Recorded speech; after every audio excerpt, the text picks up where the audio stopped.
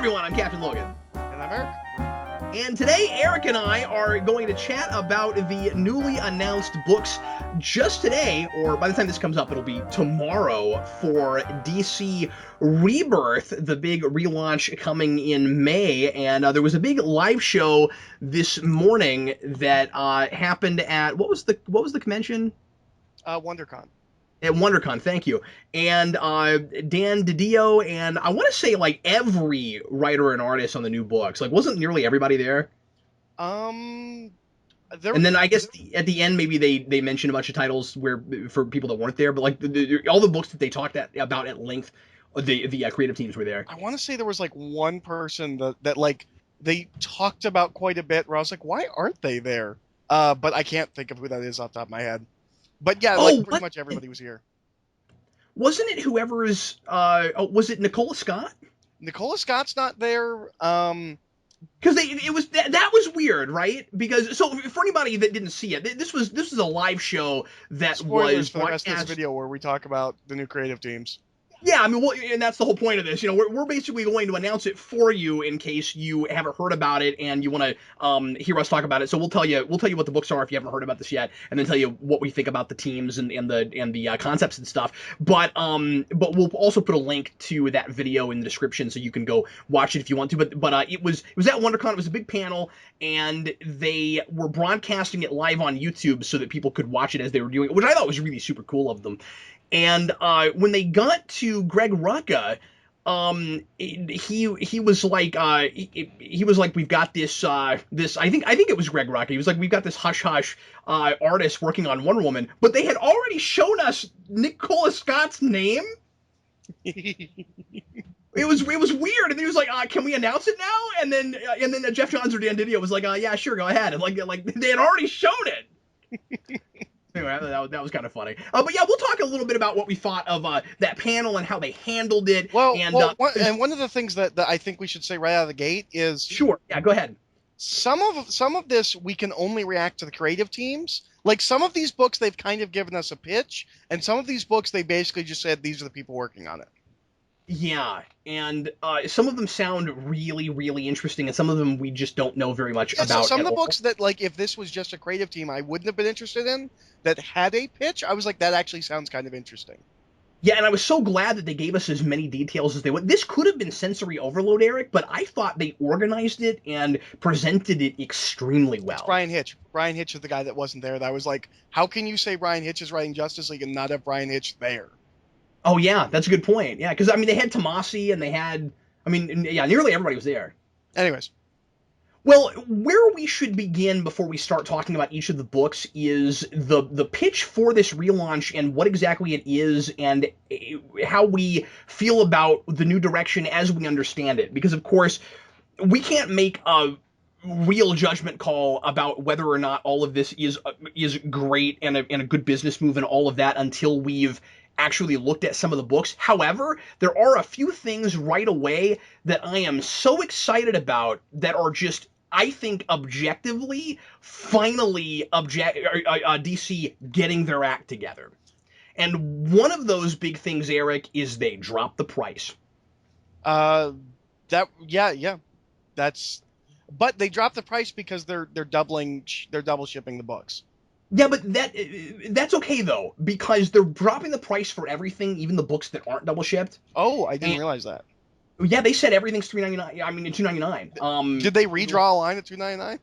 Yeah, and I wish they'd come back and use that slogan again, just because it would be a really cool coup of them to bring that whole thing back, because they only did it for 6 months, and people obviously complained really hard because that wasn't a line. It was a line in the sand, I guess. The wind came in and blew away. So like I wish they'd come back and call and have that, you know, initiative thing again. But anyway, no, they made it sound like across the board. And they're also, even though they're double shipping, I do really appreciate that they're dropping the number of books. That like they're not going to publish as many things. Like, I'm okay with the double shipping.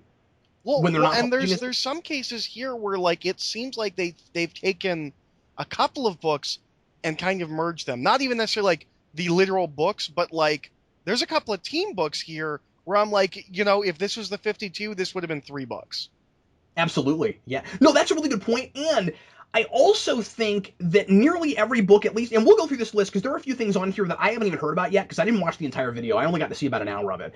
But and so I'm actually, I thought this would be fun. I'm looking at a list and I've not seen every book on it yet, so I'll actually be able to react to a couple in the moment while we're looking at these. But Eric, for all the ones that I heard pitched, not a single book sounded to me, and rebut this if you think I'm wrong.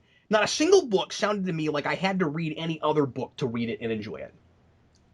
Absolutely not. I mean, that is so exciting. Yeah. Well, the other thing was going into this, the rumor was that DC was going to refocus its line on like its movie properties. So like we were going to get really big, we were going to get live Batman, Superman, we were going to get Suicide Squad, and this doesn't feel like that at all. No, and I loved the opening statement, and I want to say it was, correct me if I'm wrong about this, I want to say it was Jim Lee over Jeff Johns. But one of them at the very beginning, and this would sound more authentic coming from Lee than it would from Johns, because of course Johns is involved in the movies. He made a big deal out of how important it was to him and to the company on the whole now, and of course this is them kind of changing their tune a little bit. Well, I don't want to say changing their tune, but just emphasizing something they've not really talked about a lot. And clearly this is them like competing with Marvel really hard. He says, we are all about the comics. The comics are the source material, and it is our job to continue to create good source material for the other media that are drawing from our books. That it's not about regurgitation. It's not about us selling the TV shows and movies and stuff to you. We've got to keep being fresh and innovative because that's where that stuff comes from. And that is the exact opposite of Marvel's philosophy now, and it's everything I don't like about Marvel currently. And this is not me saying, oh, suddenly DC is going to be so much better than Marvel. I don't know what the books are going to be like. We haven't looked at them yet. Some of the pitches sound incredibly creative and sound like they actually allowed writers and artists to pitch them books instead of micromanaging and giving them assignments like we know a lot of 52 was. And it's also very curious to me that so many writers and artists that we've heard of that we like a lot have come back that we didn't really think we'd ever really hear from again at DC. So something has changed. Like the upper echelon changed. Something has changed there. Well, has the upper echelon changed? No, you're talking about 52. No, I'm saying some of the people that left, I didn't think we'd ever see. I didn't think Greg Rucka would come back while Dan DiDio was still in charge. Me neither, and I just can't get my mind around the fact that the guard is the same, and their entire business model seems to be shifting around to something that we'll see. I mean, I don't know if I'm right about this, but it just seems like the business model is shifting back to what they need to do to get readers to come back and support them, and that's simply making exciting, entertaining books that are getting back to the core of those characters. And that's what they kept talking. And I don't mean to drink the Kool-Aid. If they're saying that and that's not what it is, obviously I will read the books and say, yeah, this isn't working. And I'm also not saying that I hate Marvel right now. Marvel's putting out a lot of great books, and I still have a lot more Marvel than Iron Man. I still have a ton more Marvel on my pull list. That I like the new Daredevil a lot. I love the new Daredevil. I read the first 2 issues. I can't wait to get that in trade. I think it's wonderful. What else am I reading at Marvel? That guy with 10 fingers. They kept calling him 10 fingers. He's got 10 fingers. That's so cool. Yeah. What do they call? What's the guy with 10 fingers called? Oh, 10 fingers. Well, they keep saying it, and like you're like, that's a weird like nickname. Like, don't we all? And then you see him, and he has 10 fingers on each hand. He's like, oh wait, he has 20 fingers. Yeah. Oh, he's like a Dick Tracy villain. But yeah, I'm still really enjoying a lot of things at Marvel. The Captain Marvel's really good. I'm trying to remember what else I'm reading because I haven't read it yet. I'm excited to try Doctor Strange. I read the first issue and liked it. I'm not buying that just because that's not a big character I read, and I have so much other stuff. On my I've never done this before, but it's entirely the art. I have to see Chris Bonsall draw. Oh yeah, of course. My favorite book is still Silver Surfer.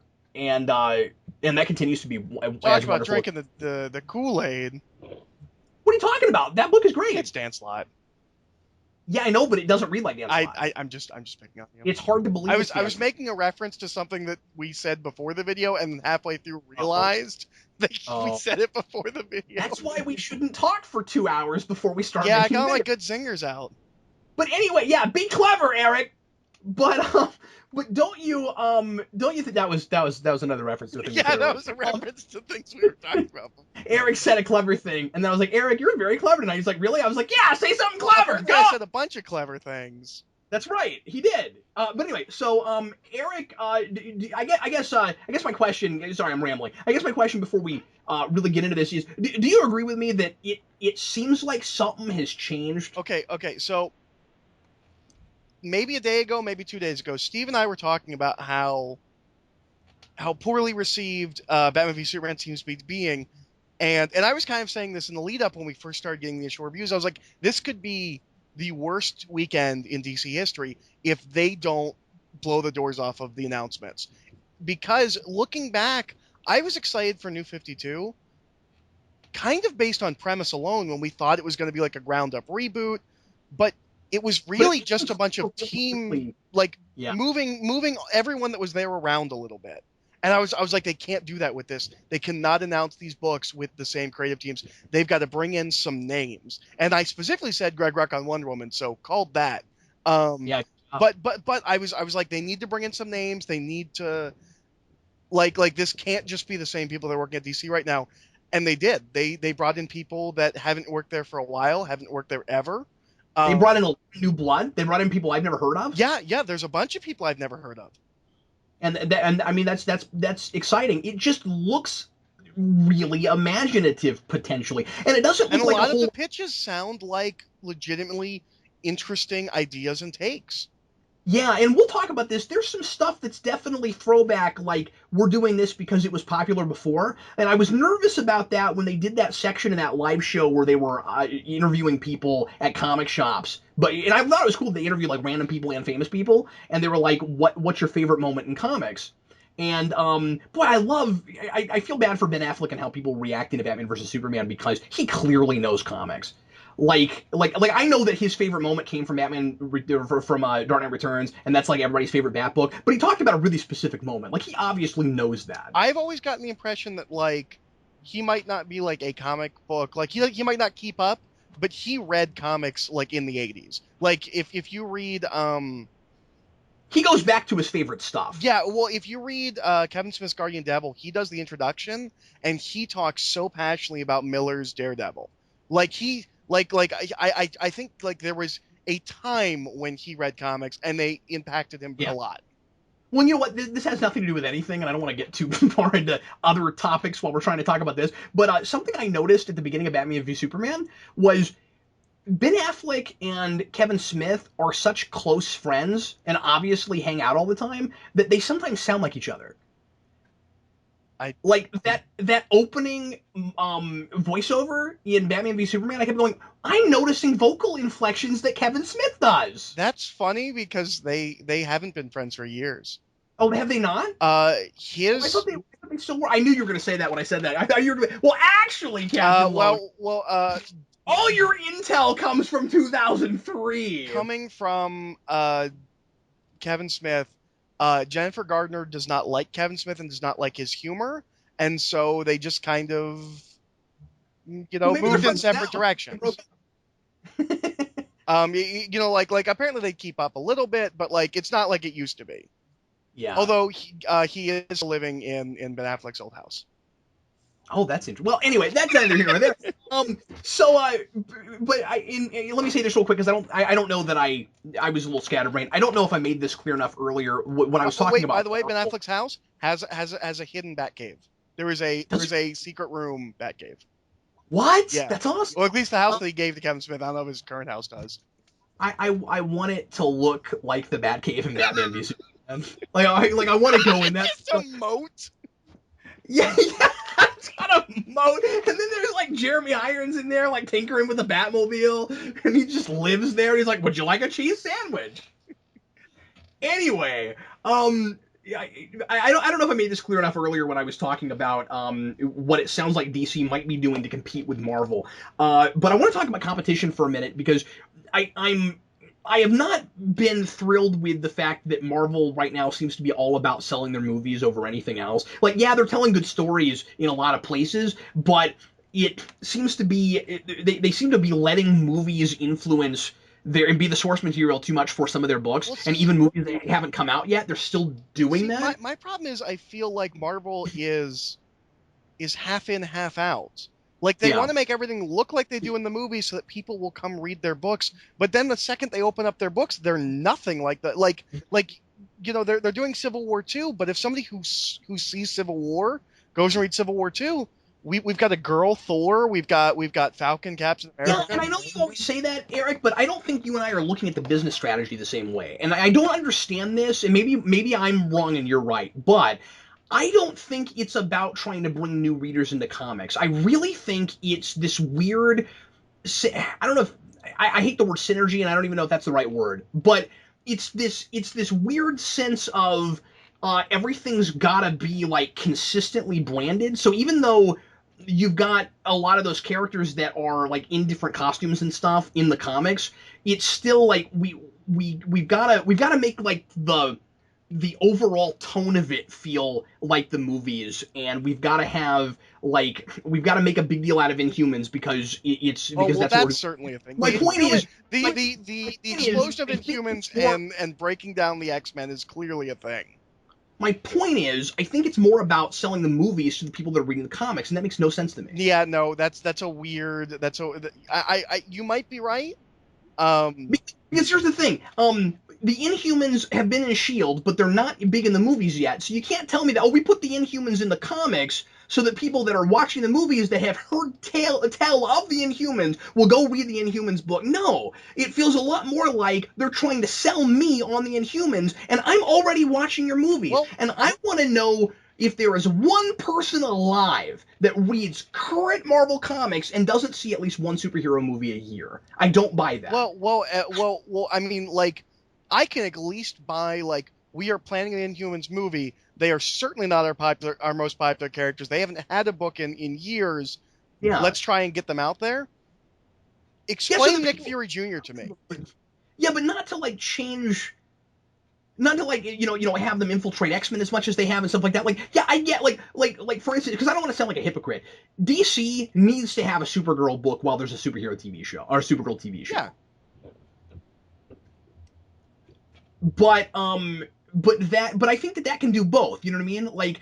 And the thing is, just because you're reading comics doesn't necessarily mean that you're watching that TV show. I just have a hard time buying that there really are very many people at all that are reading current Marvel comics and aren't seeing at least some of their films. But that's what I mean about Nick Fury Jr. Is who Yeah, is that for? I don't Because know. that And again, feels I like don't know that really feels like it's there for new readers who might be confused by Nick Fury being an old white guy. Yeah, it is confusing advertising, if nothing Like, else. and And that's what I mean is I look at different uh, things they're doing and I can't tell. marketing, I mean, like, because the thing is, sometimes I read those books, and they, even when they're good, sometimes they feel a little bit like it's a $4 advertisement. There's as much as I love Bendis' Iron Man, there's a couple of moments where I'm like, you're just generating memes. Like you're just trying to make a thing. Yeah, but importantly, because I know some folks are probably going to think that we're doing. Importantly, I'm not saying this to go, oh, DC just announced their big stuff, so suddenly I'm down on Marvel. It's that what I'm excited about is that they are intelligently, if they pull this off the way it sounds like they might now, they are intelligently competing with Marvel on the playing field that Marvel has set up. So Marvel has said we're making books that are having a lot of stuff to do with our movies back and forth. DC says, okay, we're not going to do that. Like let's try competing with the other house by like inventing, maybe not from the ground up again, because they are going back to a lot of older stuff, but like let's not do that. Let's make it about the books first. And my hope is, if that's really successful, Marvel will feel the need to kind of go the other way again, like they did at Marvel Now. Maybe so. That's my. Can I tell I you what? also think Sorry. that if they stay with 299, that Marvel is going to have to drop their prices. Especially if DC is able to stay at 299 and return to a monthly schedule and still hold their own sales wise. If they generate even 2/3 of what 52 was, and I don't know if they'll do that well, but Well, if they I mean in the have long. a lot of people, But what I'm saying is, if they bring back a lot of people that left over the next year or two, and their sales start to really increase, and they make money instead of lose money this year, Marvel's going to have to think twice about $3.99. You're right, and I hope so. Me too. But so that direction looks exciting to me. The thing that, and I think it might have been Dan Didio that said it. I'm not sure. It might have been Jeff Johns. The thing that was said to me that is completely they opposite. talked completely to Eric. Yeah, Sorry. yeah. Well, the thing that is so counter to New 52 that kind of excited me, and it's clearly like a recontextualizing, is this is not a reboot like New 52 was. New 52 was an era of the ongoing DC universe, and this is the next era. And I loved phrasing it like that. Yeah, me too. And then it looked like they were proving it with some of the book concepts. Yeah. Like that, like there were things that they said at the beginning that I felt like I had to be skeptical of. Like I couldn't totally take them at their word, because they've said stuff before that they were it kind of sounded like they were just trying to tell you what you wanted to hear and trying to make everybody happy. And here's the thing, when they pitched 52, they sounded like politicians, and this sounded like creative people making books. Yeah, absolutely. And that's what made me excited about it. I don't know. It's weird. It's like they listened to the fans in the right way this time. What I mean is, they have tried to, air quote, give us what we want in the past in trying to smooth over stuff that didn't work with 52, but they didn't understand what it was people were asking for. And now it just sounds like passionate people trying to make good comic books. Yeah. Let's hope that's what it is. Yeah, I mean, hopefully. I mean, we were all excited for New 52, and that didn't exactly pan out. It was theory of 52, though, because we heard about quite a bit of stuff before the books started coming out. Like, it seemed rushed, and it seemed like, and it kind of was, and it seemed like, at first, like, oh, reboot, that sounds really interesting, starting completely over, and it became really obvious really quickly that that's not what they were doing, and that it was probably going to be confusing, and we hoped against hope that it wasn't that. Now, I don't feel like I'm hoping against hope. The one thing that New 52 has forever damaged is Detective and Action Comics. I will never feel like they actually earn it when they get to 1,000. Like, they're talking about how excited they are for 1,000. I'm like, yeah, but you didn't for 50 issues. I know, and that sucks, and that does sound like maybe kind of a thing that enough people have complained about. They just decided, fine, well, they threw their hands at the air and were like, okay, fine, some of this stuff we'll just give you. But I am glad they're doing that. I am too. I want 1,000. I mean, it's going to be 1,054, but but I do kind of want that. So I don't know. That's exciting. I think that's better, returning to the numbering system, than like just counting the numbers they've done already and going to that number. What do you mean? Only because that would be confusing on a shelf. I think that is what they're doing. No, they're just returning to the old numbering system, like where it left off, aren't they? No, they're counting the 52 issues. Oh my goodness, they are, aren't they? I'm looking. Okay, well, I don't know about that. That's just weird on a shelf, right? Because it's like, okay, well, then those issues just didn't come out. Like, I thought when we've returned to number, like and then Detective Comics took a nap for 52 issues. I said 55, I meant 52. I gotta go back. You actually said 54, but who's counting? That's what I just said, and I corrected myself. I gotta go back and look, Eric, at some of the times Marvel's done this and see if they did the same thing. Where like when Amazing Spider-Man started over, and then they did the same thing. Because it happens in the middle of JMS's run. Oh, weird. Okay, all right. Well, Marvel is also notorious for their inability to count. When Ultimate Spider-Man hit 150, I think it was. I think it's when Ultimate Spider-Man hits 150. If you actually add up the issues, it is 2 issues short of that. And then when Ultimate Spider-Man hits 200, it's like 19 issues short of that. Wow. Meanwhile, when the Tick did an issue 200, and that's never been a weekly book, they nailed that. I think they nailed that. Okay, let's go ahead and talk about some of the books themselves, unless you had anything else to say about just the direction. Well, I mean, the video, it was webcam. There wasn't like a huge amount of direction in it. I just kind of thought somebody sat a camera down and was looking at the people there. What are you talking about? They had like multiple cameras and they had pan shots and stuff. Actually, the directing was really good. You're right. Now It was made like a talk show. Actually, if you wanted to, you could talk about the direction. And they zoomed in on the faces of the people when they were talking. You're right. Yeah. You want to be a smart aleck like that, Eric? I'll hold your feet to the fire. They nailed the direction. It was pretty good. It's just like that time where you're like, what could you possibly say about Star Wars or about the Phantom Menace that nobody said before? I hate the Jedi robes because Obi-Wan Kenobi wore it because he was in the desert, not because he was a Jedi. And you're like, you're right. Yeah, and then you know what? I went back and looked at Red Letter Media, and he totally brought that up. Does he? Yeah, I didn't think it was in there. I watched those. Now I feel less forever. He said it too. Yeah, but I probably got it from him and forgot I got it from him. Yeah, well, sorry for depressing you, Eric. But yes, the production quality was good. Yeah. For a live show. I have no idea who those hosts are. They're like, it's these people, and I was like, I don't know who you are. I've seen them on just like images for like in DC Access thing? Stuff because it's DC Access. Yeah, so like that girl, she's been there a long time. They've replaced her co-host once or twice, but I've seen her like for a few years. Are they just like DC staff people? Like, is this their job?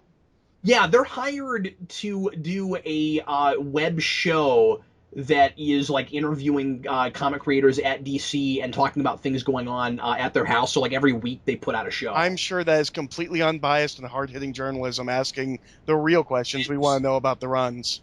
Yes, it absolutely is. But you know, if they paid you to do it, you'd do it too, Eric.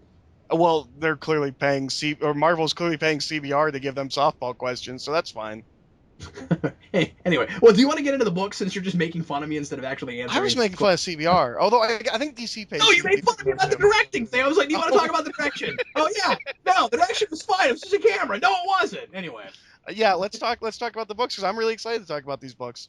Some of these books I could care less about.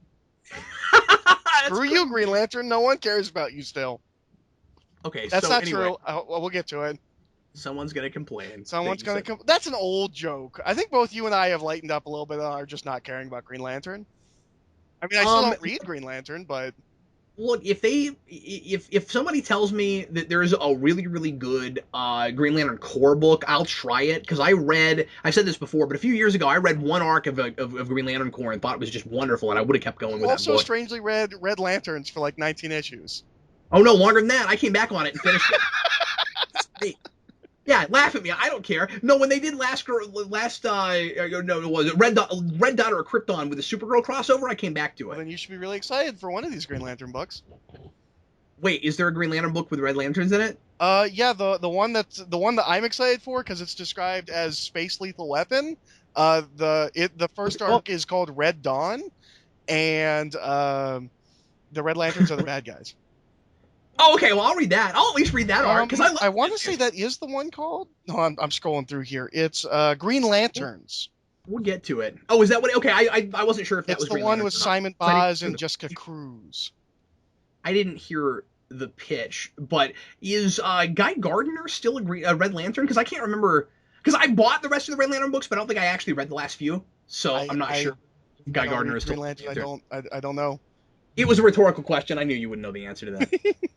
Anyway, let's go ahead and get started on this. So we're looking. This is weird. This news all just dropped today, so there's not a really great page that we found that has a really good list of all of this. There's one that has them in alphabetical order with the writers and not the artists, and that's on also that's on IO9, and some of the stuff in that article seems to maybe even be factually inaccurate. And then there's this other article that we're looking at from ComicsAlliance.com that has sort of a list, but it's broken up with paragraphs. So we're going to do our level best to... CBR also has a list kind of like this.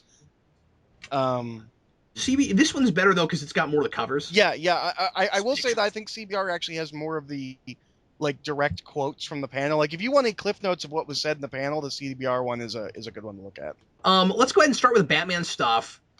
And let's see here. So we've got, how many Bat books do we have that are, I guess, just two with just Batman, right? Well, we have Detective Batman. Detective Batman and the All-Star Batman. Yeah, All-Star Batman. There's three. Okay, let's start with All-Star Batman because I want you to complain about the thing that I know you're going to complain about. What's the thing I'm going to complain about?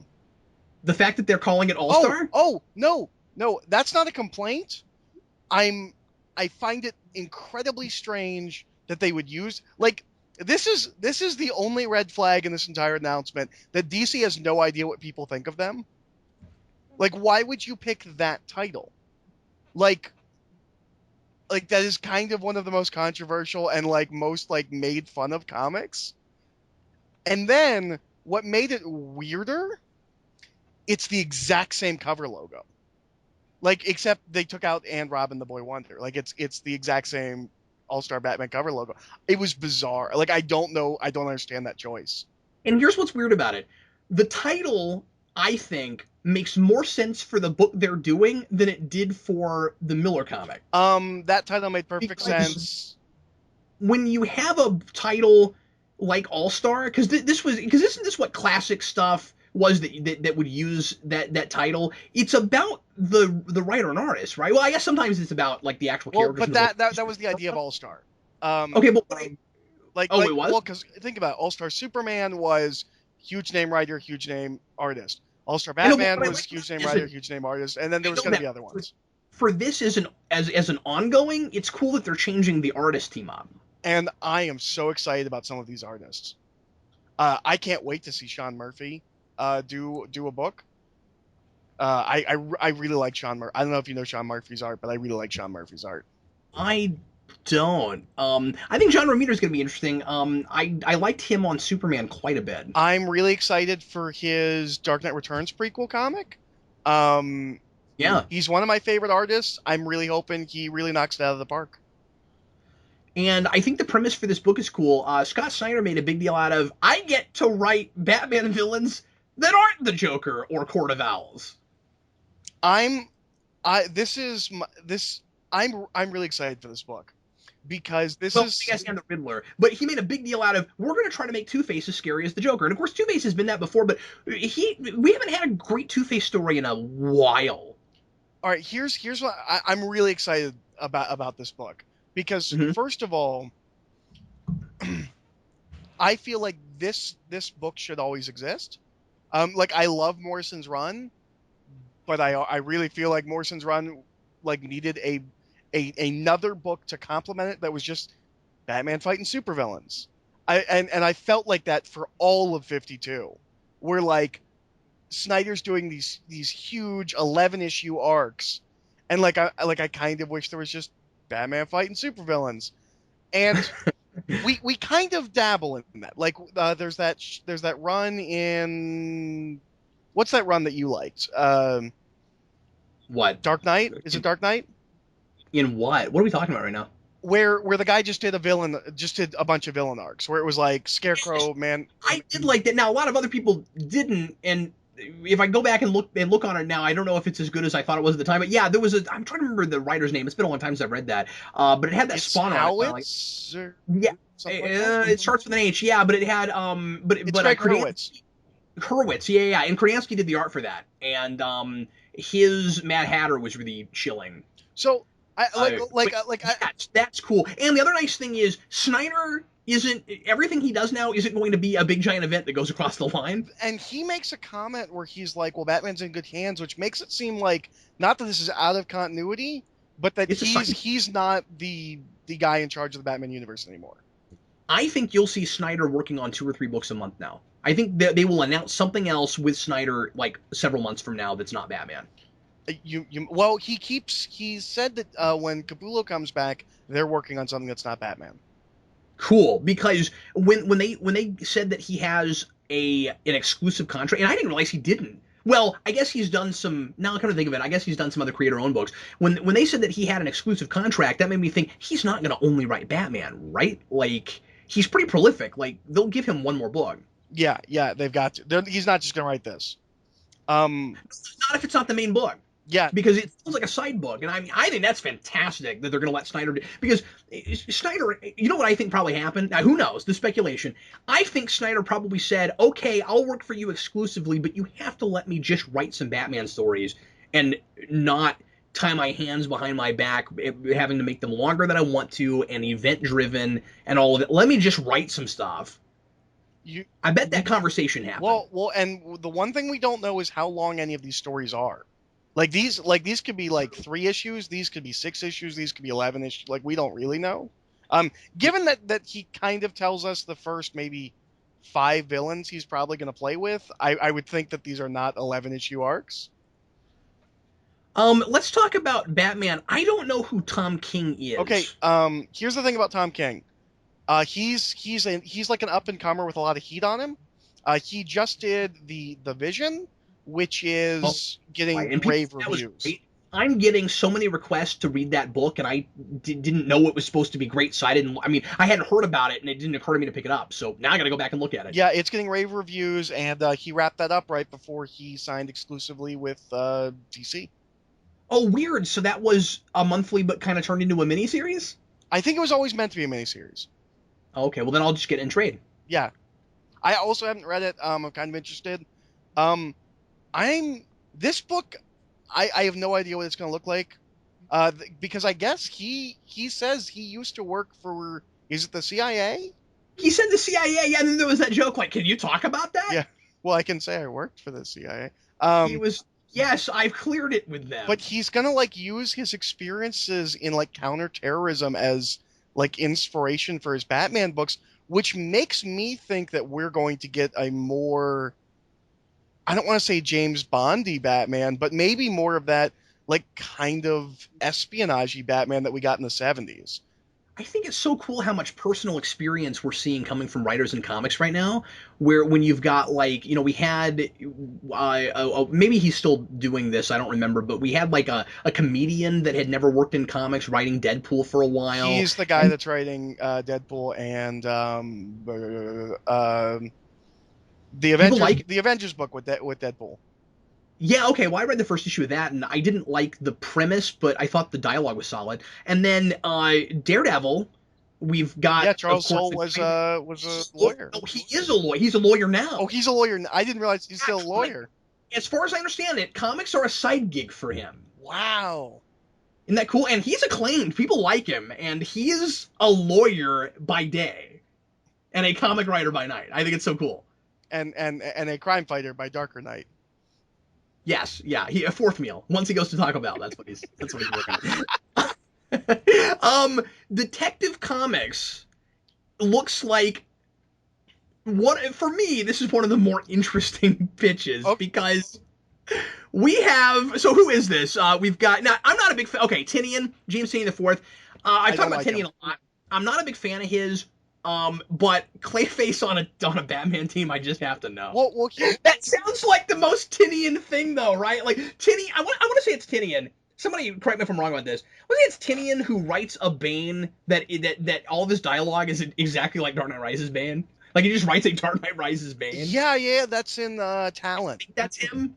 Not just Talent. If it was him that wrote the there was an Arkham tie-in to Forever Evil. Yeah, it was like Arkham War. Arkham War, yeah. Whoever wrote that, I think it was Tynion, who wrote a Bane. Somebody told me that was good, and I meant to check it out. I don't know if I would call it good, but it was immensely entertaining. And I wouldn't call it good. I would call it a book. That's what. No, I mean, like, I'm glad I read it. It was a lot of fun. I don't know if it's a good story. Detective Comics, I'm imagining is going to be just like that, like fun, crazy romp. It's not going to change hearts and minds, and it's not going to teach you nothing, but you're going to have a good time while you're reading it. I hope so, because this announcement excites me, but at the same time, I know myself, and this is the kind of book I kind of find boring, so I'm hoping it's really fun. As a team? Yeah, I don't know. This just kind of looks to me like the kind of book that like I would kind of get bored with. I don't know. I'm hoping it's really fun. But the reason I'm at least going to try it, because I feel like the lead here is not, like, I feel like you're burying the lead. It's not Clayface. Tim Drake's Robin again.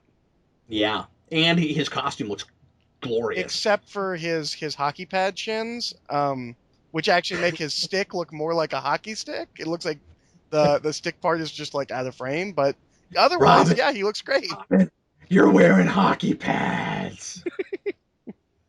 How come when all the Batman's fun, I didn't get to be Batman? But also because you're wearing hockey pads. that makes you a joke, Batman. What? You're just pretending. Nolan is sometimes on the nose. That might be. You're not really me. You're just a joke, Batman. You're just Anyway, to let the audience know that I'm having an influence on the city. your Batman sounds like he's going through puberty. The way I'm sitting, it's actually hard for me to do the Batman voice. I can do a better one, just not right now. No, I wanted to always sound like that. And then, anyway, I thought the pitch for this was interesting that in that Batman and Batwoman are supposed to be like co-leaders of a team. Yeah, well, this is the first of the books where I was like, this feels like they kind of folded some books in. Batwoman does not have her own book, but she's here with, and there's no Robin book. Which I mean, we haven't had like well, actually, that's a good call. No, that's a good call because there was a whole giant Robin event recently. Robins have been a big thing lately, so it is a little bit surprising that there's not a Robin book. We are Robin, but not anymore. Yeah. Well, maybe we were Robin. That's next. This we were. Yeah, it's about all those people with office jobs. Now that sounds like a boring book, Eric. That sounds fascinating. I don't know if you ever read Wildcat 3.0, but it's just kind of a corporate drama with murders sprinkled in. With more. Anyway, we should probably get on to some other books, but I do think it's weird that that's the we keep doing this with Detective Comics. It doesn't look like a book about detective work to me. No, it doesn't. Well, Nightwing's back. Nightwing's back. He's got his classic costume, or something really reminiscent of his classic costume. I love that they keep making fun of the blue is back. And like it's one of those things where like I know we sound ridiculous that he's got red and not blue, but it's supposed to be blue. Like, and they're kind of playing like they're not making fun of the audience that hates it, but they also are kind of joking about it. And I think that might have been my favorite part was when they were like, "So what's it like writing Nightwing with a blue stripe instead of a red stripe?" He's like, "Well, I just typed blue instead of red." Yeah, and then and I can't remember if it was Jeff Johns or who it was, but somebody was like autocorrect. Yeah. I just replaced red with blue. It's written by Tim Seeley, who I think is co-writing Grayson. Oh, really? Okay. I haven't read Grayson in a long time. I read the first couple issues. Yeah, I think he's co-writing Grayson. I like Tim Seeley's work. He worked on Witchblade a little bit. Vince knows him. He did Hackslash. He wrote all. Oh yeah. I want to say Vince and I have actually talked to him at cons. Oh, that's cool. I've heard him in interviews. He seems like a really cool guy. I didn't read Hackslash, so I don't really remember. But I remember Vince being a little bit starstruck, and I think that was the guy. And then Batgirl is by people I've never heard of that I don't think have worked in comics before. They're coming from a TV show called The 100, which is that's right. My mom watches. CW show. I saw the pilot. It was solid for what it is. Every single time my mom's watching it, and like there's that little like Hulu window where it's like you're watching The 100. I'm always like, oh, did you start watching the 4400? Oh no, it's The 100. Yeah, I'm like, how many more 100 shows are we gonna? Sci-fi shows are we gonna have? Anyway, but it's Batgirl and the Birds of Prey, which is another kind of folding together book. Wait, no, there's two books. There's a Batgirl book, and then there's a. Oh wait. No. Oh yeah, you're right. No, there's a Batgirl book, and then there's a Batgirl and the Birds of Prey book. Oh, you're right. I kind of missed that there was. Those are separate books. Yeah, because you have Batgirl on a backpacking trip, and then the Birds of Prey dealing with a copycat Oracle. They're two different pitches. Okay. Which I appreciate because that means that we're actually acknowledging more that she was ever Oracle and dealing with that part of her past, which we just kind of weren't dealing with for a long time. Now, I haven't read the new run of Batgirl that everybody loves. They've kept the from. I've just not looked at it. Everything that I'm getting from that makes her seem like she's like 20, which just feels wrong for me. That's a lot of why I couldn't get excited about looking at it, and people are saying like it was really fresh and very hip and now and stuff, and it's just I don't know. I need her to be older. If she was Oracle, I need her to be older. Yeah, same. So, well, especially if she's, Doesn't mean the book's Grayson, bad. like Dick Grayson can't be 28 and Herbie 20, like that.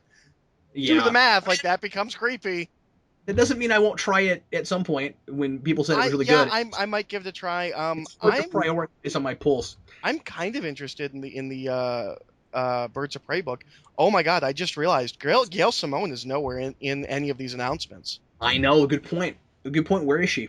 I bet you, because she just started that Secret Six book, I bet you she left if they told her that she couldn't keep doing that or had to reboot it or something. They have, even if they're being better to their creators now, if they didn't let her do exactly what she wanted, she has been burned too many times. Oh, absolutely. Well, that's sad if she's not anywhere to be found. I just noticed that. I was like, oh, they brought Craig Rucker back. It'd be cool if Gail Simone was writing Birds of Prey.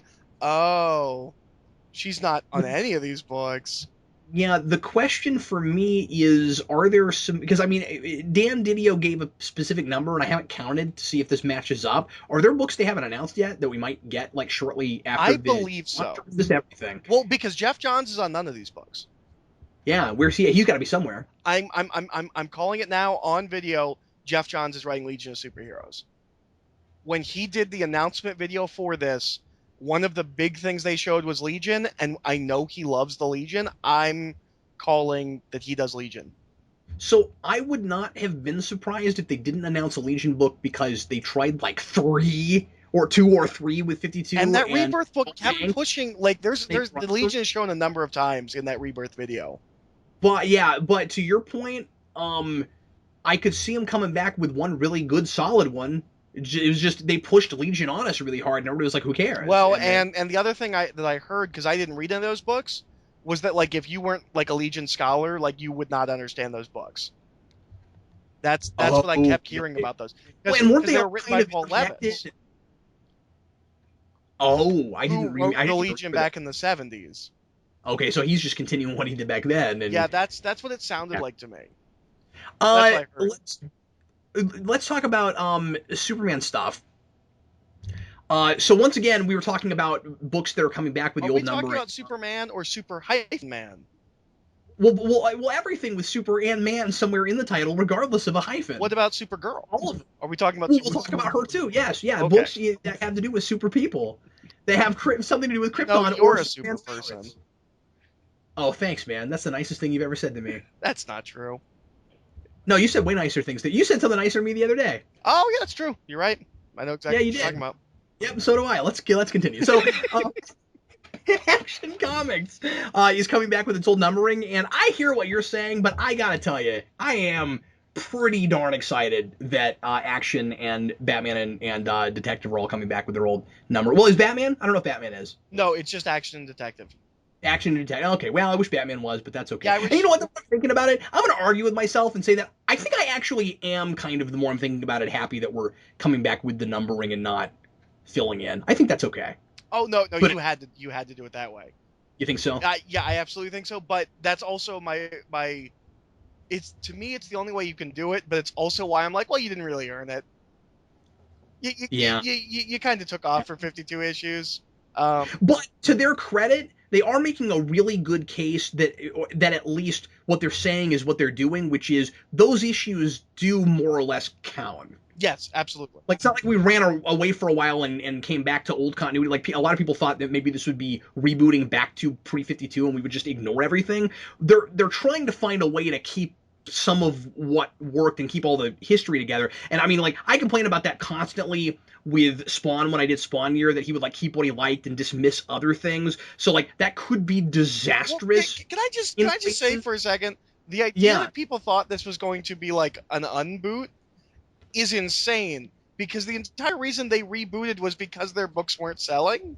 Like, the idea that they would be like, well, this didn't work, so we'll just go back to that stuff that wasn't selling. Especially 5 years after the fact. Yeah. So, a lot of people hate Dan Jurgens' writing. You know, like, let me I didn't know Dan Jurgens was writing a Superman book So when I saw this, like I told you earlier, I'm like, oh, you're going to be so psyched when you see the Superman news. I didn't realize he was already writing. It was funny you said that because I got that from Steve too. Like you and Steve both were like, "Oh man, wait till you see the Superman books." And then when I got to the Superman stuff, I was like, I don't want to sound like a prude or whatever, but I've been reading Superman lately, and this is kind of exactly what I might have expected, or not expected, but like it's the next logical step. But I am very excited that they are going with the next logic. Action Comics, regardless of the fact that Dan Jurgens' dialogue is super hit and miss, that he can be really sappy and he's not really graduated enough from the 90s. Like, there are some modern conventions that we have improved that I wish he would just catch up on. But because his books feel a little bit too throwbacky to me. However, some of that is warranted with what he was doing with Lois and Clark, because it is the Superman that he was writing in Death of Superman. So a little bit of that throwback stuff is working okay. This is exactly where I was hoping that was going with Action Comics. Is Lex Luthor Superman? Is that what I'm understanding? No, Lex Luthor is from his pitch is somehow like a Superman in some way. I don't know what that's about. Yeah, because they're saying there was a Clark Kent and a Superman. I'm really confused by this. I haven't been reading Superman. Well, I'll explain it to you. It has nothing to do with Lex Luthor. I don't know what they're doing with that. Okay. But this is an extension of Lois and Clark. Okay. So what Lois and Clark was one of my favorite TV shows from the 90s. Say it again. I said one of my favorite TV shows from the 90s. You know, when they first announced it, I was like, oh, cool. It's like Batman 66 for getting a Lois and Clark TV. Nope. But I ended up kind of liking the premise of it.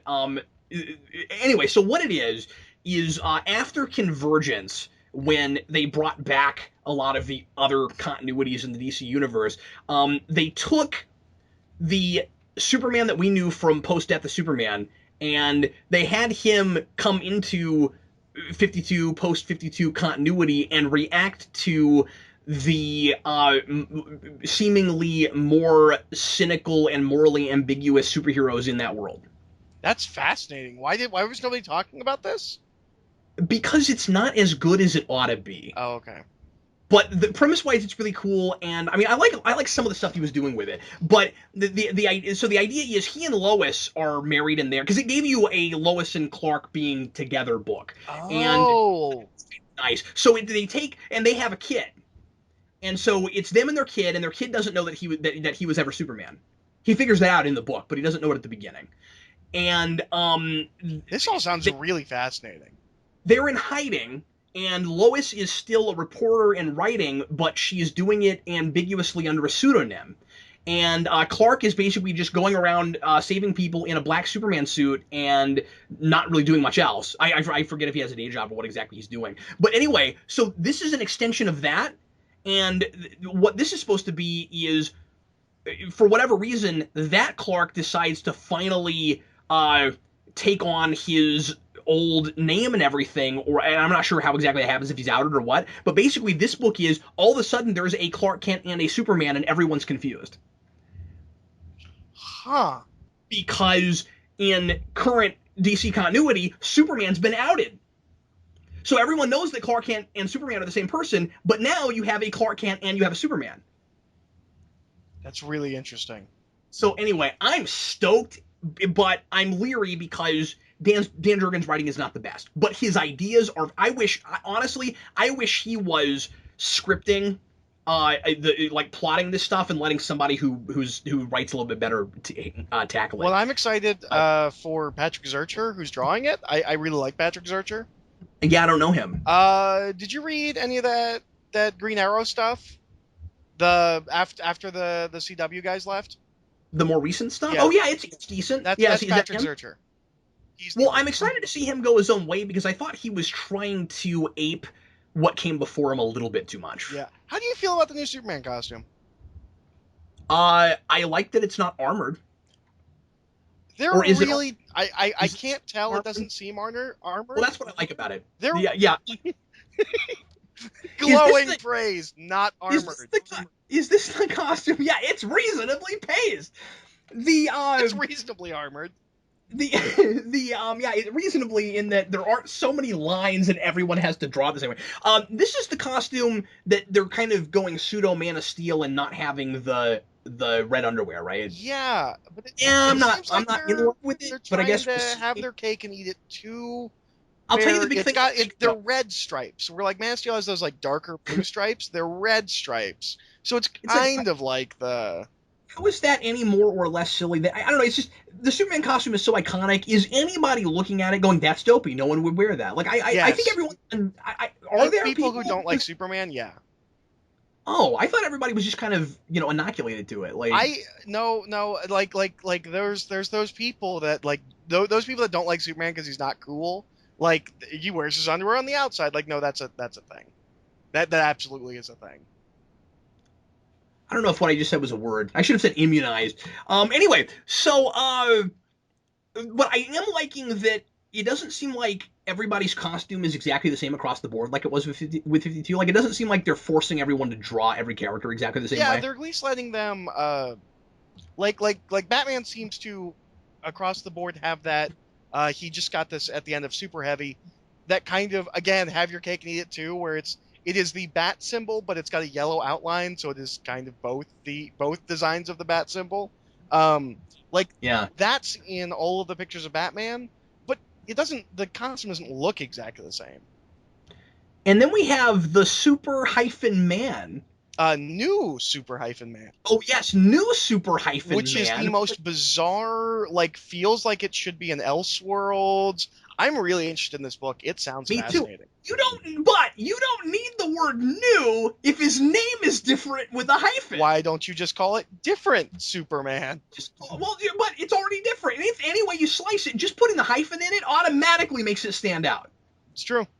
Superman hasn't had a hyphen or a space in a long time, back when it was kind of arbitrary and people spelled it different ways. And this book seems... I think there was a time when that happened a little bit. And this book seems like it's kind of not part of this.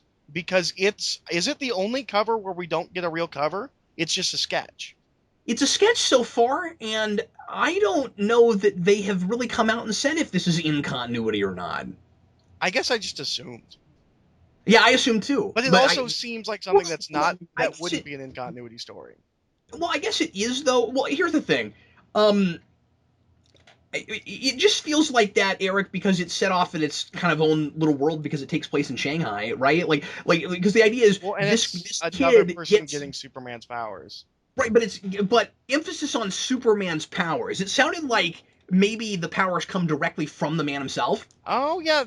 If you do, then that's how you get an incontinuity. They come directly from Superman. Now, I don't know if that's true. It could just be somehow a Kryptonian transference thing. But if it actually comes directly from Superman, okay, well, there you go. I love how matter-of-factly you just said, well, it could be a Kryptonian transference thing. Well, yeah, it could. I know. But you're a Star Trek fan, so I guess I should expect that kind of, like, just matter-of-fact technobabble from you. Well, you talk about that kind of stuff. Yeah, you get really matter-of-fact technobabble when you talk about Iron Man. That's true.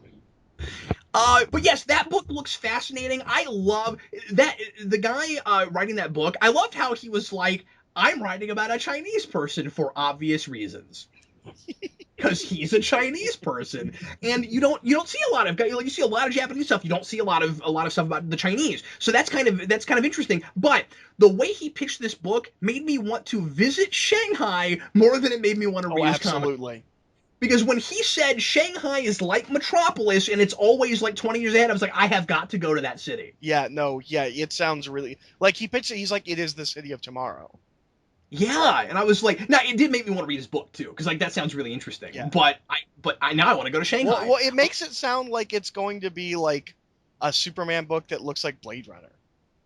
Yes, absolutely.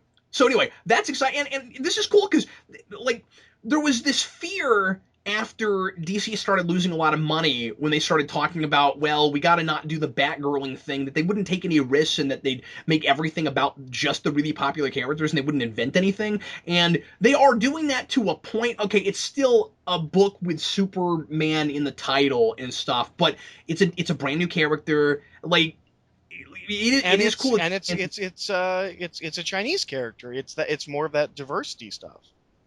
That sounded so like alien diversity stuff. Yeah, but it's just, but it's cool because it's a culture we don't get to read a lot about. Yeah, in comics. I'm wondering, because we had this a little bit with the New 52, where they announced all these books and some of them were minis and they were just announced with everything else. This kind of sounds like it's a mini. That's a really good point, especially because that's a brand new, unproven writer. Yeah, I don't know. Something about this makes it sound like he's telling a story. And then And like maybe this character will stick around. Maybe it'll go longer, but it sounds like it might be a mini. and I'm fixated on this. How come that's the one of these that isn't inked or colored? I'm telling you, I think this is something that is much newer. Like I think some of these other ideas are like, stuff people have been sitting on and planning for a while. I feel like this is something where like someone pitched it and they were like, yeah, we like this.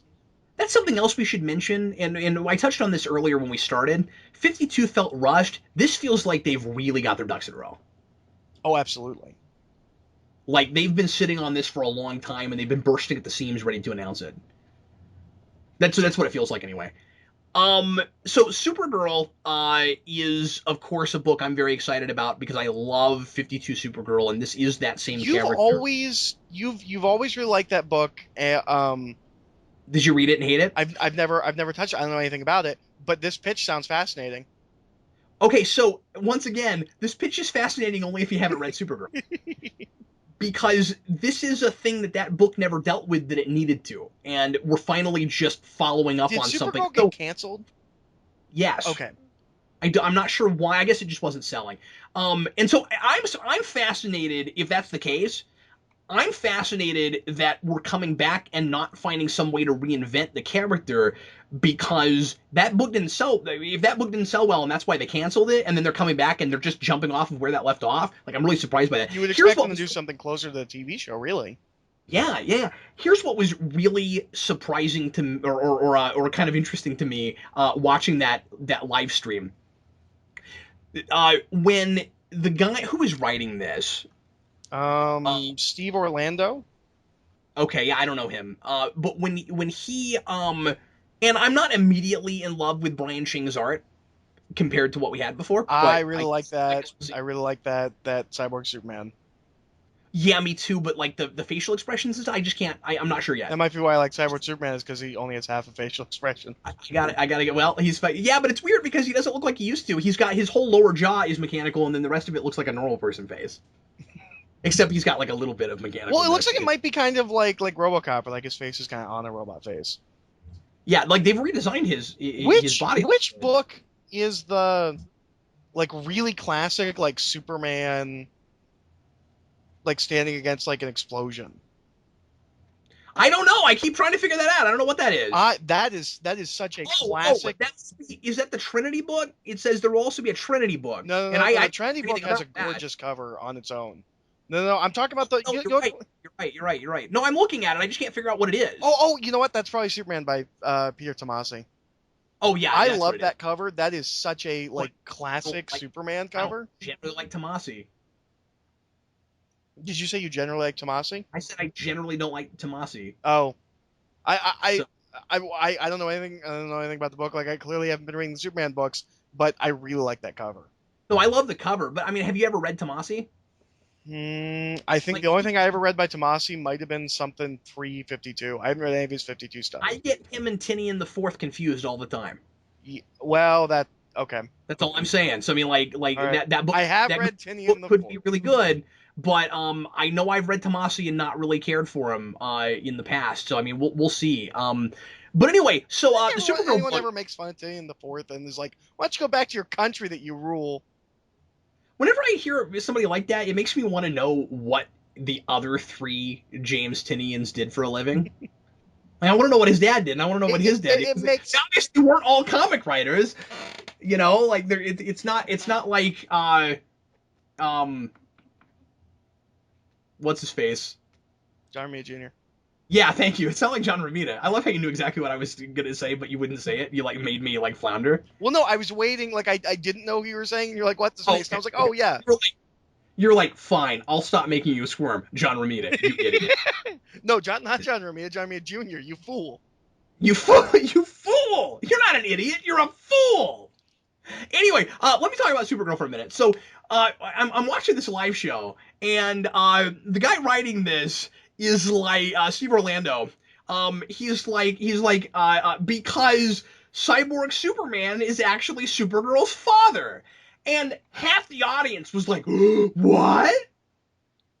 And there's this look on his face I was like that. There's this look on his face like, freaking no one read that book. Because that was a early reveal in 52 Supergirl. We're talking like the first 10, 15 issues they did that, I think. Wait, we already knew that? That was not a reveal when he was talking? No, that's why I thought it was a reveal when he was that's talking. That's the point I'm making. Is that because you saw a lot of people look kind of angry where it was like, hey, how come you're giving us this big bombshell? We haven't read your book yet. He's like, no, I'm coming off a thing that did that already. Do you remember Villains Month? Yeah. Yeah, Villains Month had a Cyborg Superman issue. It's all about Zor-El. Like, we did this years ago. And so finally, they're doing an arc in their new Supergirl book that's dealing with her and the fact that her dad is Cyborg Superman, because we never did enough with it. And so it's also going to give her like the choice to somehow return to Argo City. Oh, okay, that's interesting. Well, her stuff has always been very Krypton mythology heavy. I really should read that book. I don't know if you'll like it, but I loved it. Now, some people might give me crap for saying this. Her costume with the skirt looks really good. I liked it without it. I liked it too. I don't know what people were complaining about with that costume. I thought it was a fine costume.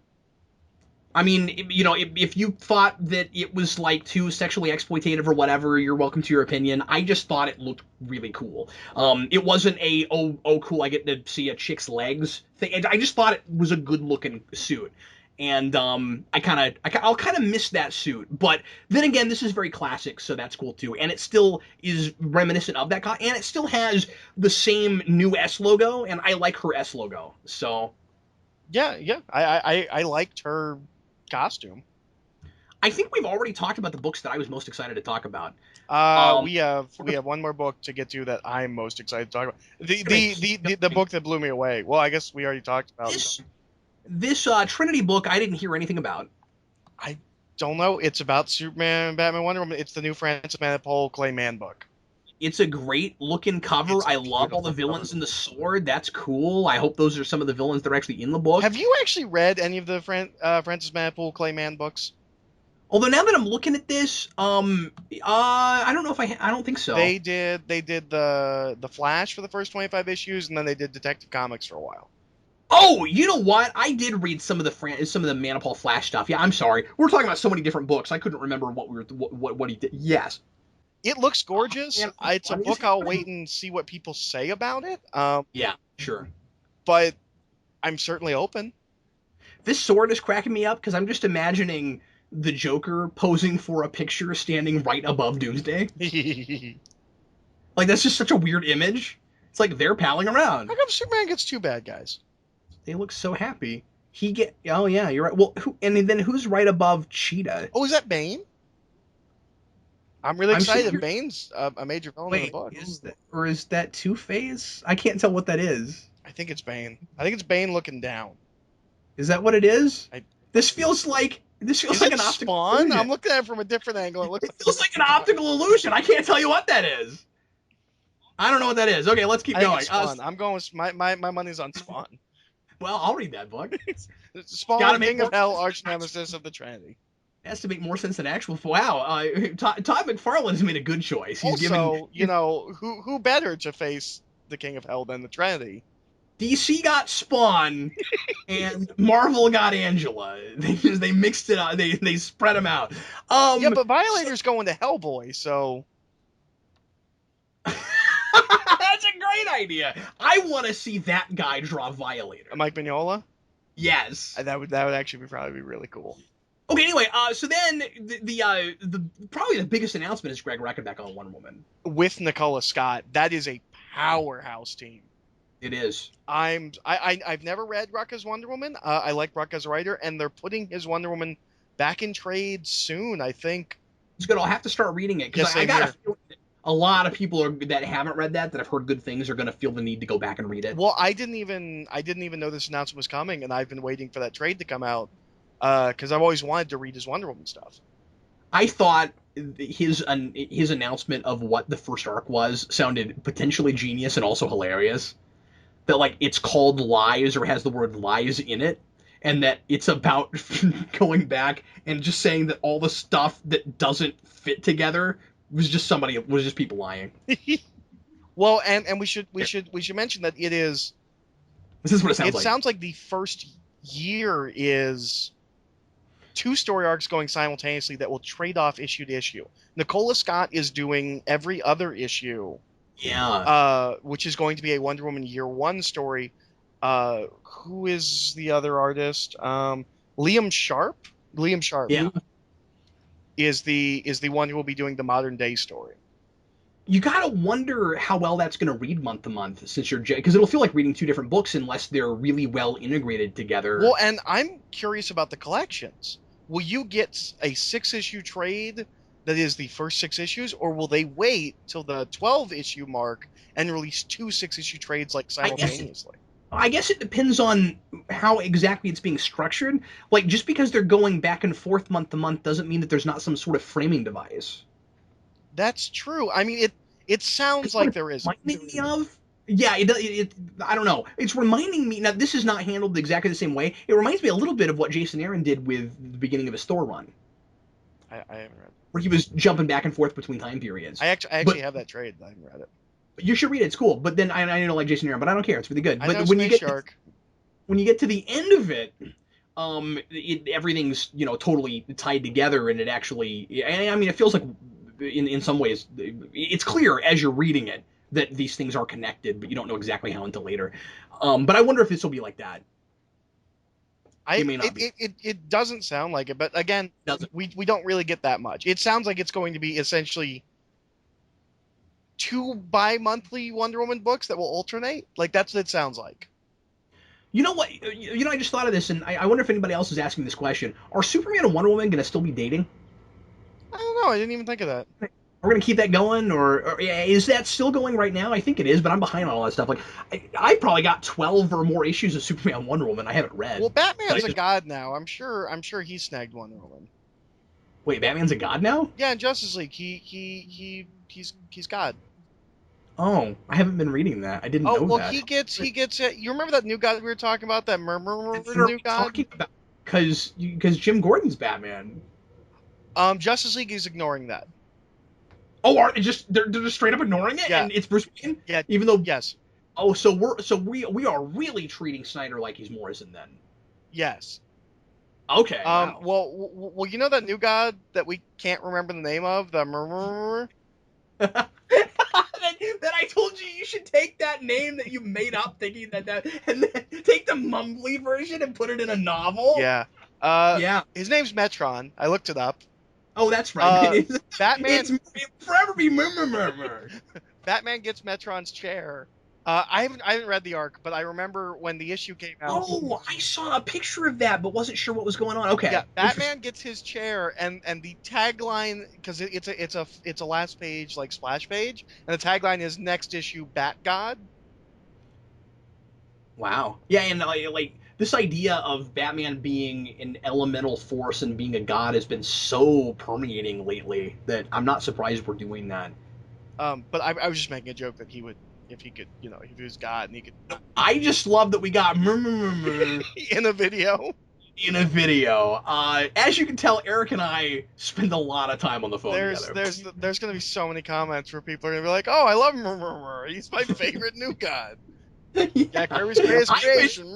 I wish I had Murmur's chair. I can't wait till they put out the action figure. He needs to show up in a movie. I can't believe that in Justice League Unlimited, when they went to New Genesis, they didn't have Murmur. Anyway, let's move on. Justice League, Brian Hitch. This one completely blindsided me. Wait, why? Well, because he's doing a Justice League book now that I haven't heard anything about. Yeah.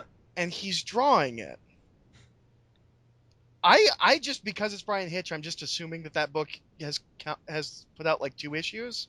Wait, it says he's drawing that book, but then he's not drawing the new one? Yeah, so when they announced this... Why isn't he drawing the new one? Like, why are they having... Because he's Brian Hitch. Do you not know who Bryan Hitch is? Well, what do you mean? Okay, so the Ultimates and the Ultimates 2 are 24 issues, and they took 6 years to come out. Oh, he just takes too long to draw. Yeah, he takes a long time to draw. Okay. Well, and what's funny is now me, because I'm a little rusty. I haven't been reading a ton lately, so this might sound like a stupid thing to say. So tell me if this is a stupid thing to say. But Tony Daniel has sometimes struck me as kind of like Bryan Hitch light. That's fair. So like he draws fast and he draws a little bit like Bryan Hitch, but his art isn't as detailed because he's drawing faster. So it's interesting to see Tony Daniel drawing Hitch. That's true. I never would have thought of that, but like that's I've always thought Tony Daniels as kind of a Jim Lee light, but hasn't Tony but he's like one of these really highly detailed, boy, that's a gorgeous splash page, but he gets it out on time. Also, I'm not sure this is the same person because I always thought his name was Tony Daniels, and this article says Tony Daniel. I don't know if that's a typo or if it's an entirely different person. It's Tony Daniel. You're just remembering it wrong. It's always been without the S. It's the same person. Or am I from a different universe where I can remember all of reality, but I'm the only one who remembers the universe where it was Tony Daniels? Well, that's possible. But maybe you're just one of those people that likes to put an S on the end of everything. Like, do you do this with restaurants and box stores, where it's Walmarts? No. Are you one of those people? What? No. No? Oh, well, okay. Well, then my theory not unless the S is there, like Wendy's and Sbarro's. It is, but I mean, I just I've known people like that. Everything they put an S on it.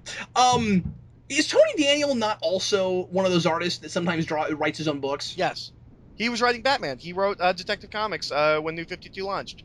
Hopefully he's learned that he's not a good writer and that he can go back to just drawing things. Well, don't he and Bryan Hitch have the same is the point I'm making, that neither of them are great writers. I don't know, because I've heard okay to good things about his Justice League book, but I also am pretty sure that 2 issues have come out across 6 months.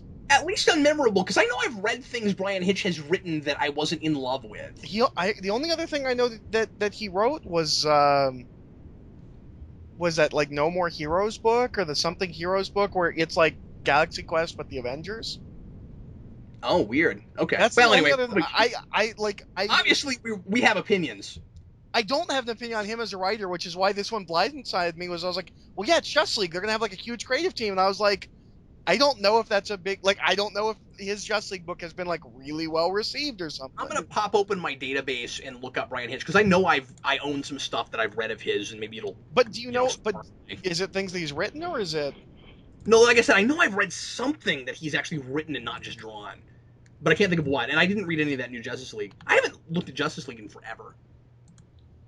I actually started reading through Jeff John's run. It's actually not as bad as I thought it would be. Past that first arc? Yeah. I actually and then like the second arc. Right along, I heard good things about it too, and I think Dan read some of that. Joshua Williamson on The Flash. I have no idea who this is.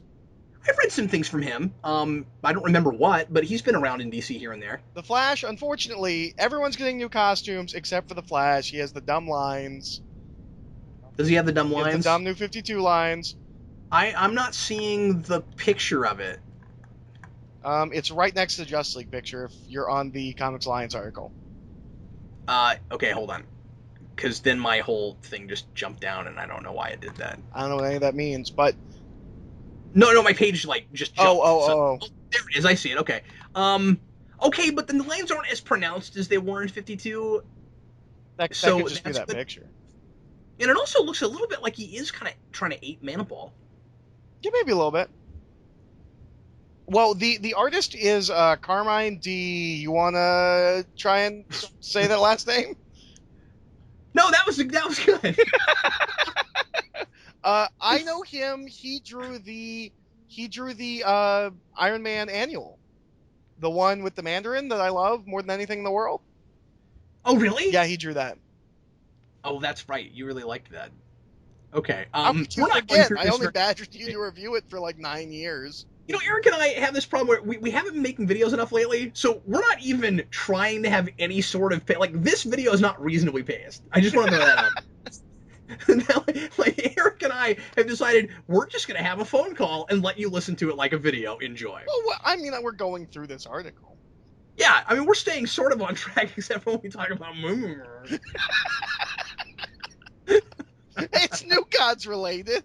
It's related. It's just about how we can't remember the name of how you couldn't remember the name of Metron, and I didn't know who the heck you were talking about. You thought you were like, it starts with an M. It sounds He's like in a chair. You're like, what are you, Darcy from Thor? It's like, oh, his name is Meow Meow. I think the pitch for this sounds really interesting. Maybe. Basically, there's something that I don't think they say what the event is, but a bunch of people get powers from the Speed Force, and Flash basically has to go around and like try and train these people to use their powers well.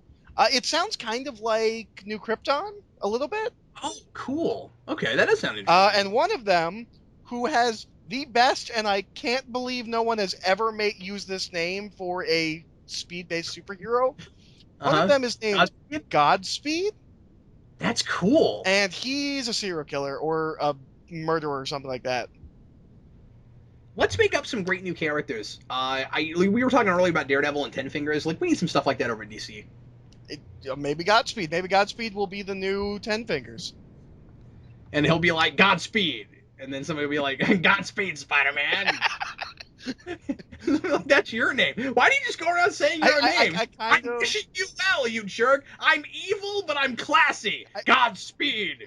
That's the only reason he has that name. He's not even fast. He's just nice to people. Or when they leave a room. Or it's like, Godspeed, Spider-Man. He's like, thanks. And then Godspeed comes in, punches him at super speeds. Godspeed. This is my good friend Godspeed, Spider-Man. Comma, Spider-Man. Anyway, moving right along. Now I want to just talk like that the rest of the time. Okay, so then Green Lantern books. Okay, so many Green Lantern books. 2 Green Lantern books is all. I thought there was a third one. I mean, we have really condensed things. Yeah, I'm seeing 2. Okay, no, you're right. I thought there was Hal Jordan and the Green Lantern Corps and Green Lanterns. Okay, so Hal Jordan and the Green Lantern Corps is written by Robert Venditti, who has been writing Green Lantern. Okay. I haven't read any of Robert Venditti's Green Lantern, because I just assume it continues on from Jeff Johns' Green Lantern, which I also haven't read. His pitch sounds awesome. It sounds like huge, epic space opera stuff that I should be reading. Yeah, and I'll probably check it out if it really is that, because like I said, the Green Lantern Corps I read was like that. Did you hear his pitch? I can't remember. Go ahead. Okay. So, I think that was right around in the video where I stopped listening. So he says that Sinestro has like this isn't a book where like the Green Lantern Corps is getting ready for war. Sinestro already won the war without throwing a single punch. Sinestro is basically in control of the entire universe, and where Oa was at the center of the universe, he's now put War World. What? Right? That's awesome. Yeah. Oh man, that sounds really fun and sounds potentially like a really, timeless kind of could happen anytime kind of story, right? Like, yeah, it sounds really cool. Oh. And I like Robert Venditti from X-O Man of War, which is a Valiant comic. Oh yeah. I remember you telling me you've read that. I've never looked at that. I've sold it on eBay though. But so I'm and like every time they like announce something big since Robert Venditti's come out on Green Lantern, I'm like, oh, that looks kind of interesting, and I never pick it up. But I don't know. This could be so unprecedented. I could find myself actually reading both of the Green Lantern books, at least for the first arc. The second Green Lantern book, Green Lanterns, was pitched as Lethal Weapon in space, so I'm going to try it out. And the villains at the beginning of Red Lanterns, and I love Red Lanterns, so I'll have to read that, at least that first arc. Oh man, that's crazy! I'm going to probably be reading Green Lantern stuff, and then people can't be like, Captain Logan, why do you hate Green Lantern? I'll be like, I don't! I'm trying it out! It sounds potentially cool. I don't. I just hate most of it. I just hate everything I'm not reading. Not into the concept generally. All the Marvel books I'm not reading, garbage. So, still getting Cyborg thrown in our face. It's written by John Semper, which that name sounds really familiar. It says veteran of animation. That name sounds really familiar. Oh, let's look it up. We have the power. His pitch on Cyborg simultaneously sounds interesting and like exactly what I would assume anyone writing Cyborg would pitch. It's all about man-machine interface. It's becoming more machine than man. Yeah. It could be great. It could be really boring. He is a veteran of animation going all the way back to the early 80s. He did like DuckTales and stuff. That might be what I know him from. Maybe Did so. he I work don't on know. Darkwing Duck? It doesn't. That's not one of his credits, Okay. but I'm only looking at a partial list, Okay. so it might have been. Anyways, Yeah, so might have been. yeah, that guy. He's done some superhero stuff. He worked on Extreme Ghostbusters, Oh, that's and cool. he worked on '94 Spider-Man and Incredible Hulk, and he He's- worked on Static. He's the showrunner of '94 Spider-Man. That's why I know his name. Okay, and he worked on Static Shock. Oh, cool. You know what? As weird as that show is, and as much as it suffered from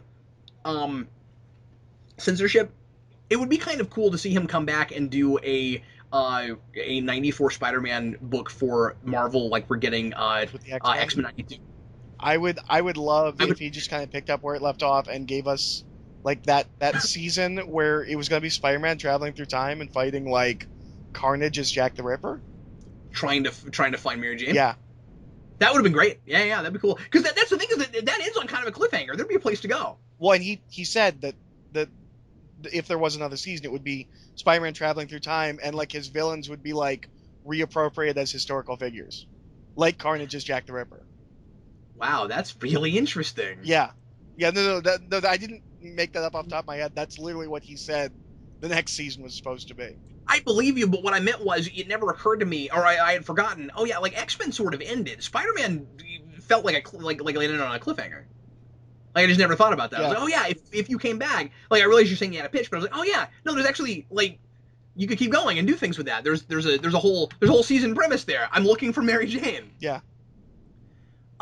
Okay. So anyway, I'm not saying the Cyborg book's necessarily gonna be bad. I'm just not a huge fan of that character. We've talked about this 1,000 times. I might check it out just to see John Semper. I haven't seen that guy since Spider-Man 1994.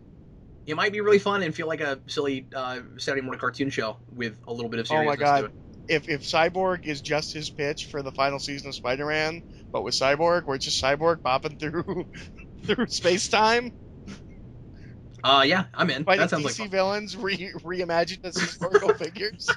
that's Sinestro is Jack the Ripper. So Starro as Caesar. So Starro, that's the best. So Dan Abnett is staying on Aquaman. There are not very many people that they're keeping in the same place, and I'm a little bit surprised by this. Although he's co-writing with Brad Walker. Who's that? I don't know. I have no idea who that is. Are you reading Abnett's Aquaman? Is that any good? I haven't been. I don't know. Didn't it kind of? Maybe they're keeping him there because it's just sort of started, right? Because didn't Buns just finish? He rage quitted. Do you not know about that? No, I know about this. I'm just saying, didn't it just happen like recently? Like I thought I saw his name still on that book like a month or two ago. I'm not sure. Like I thought that just happened.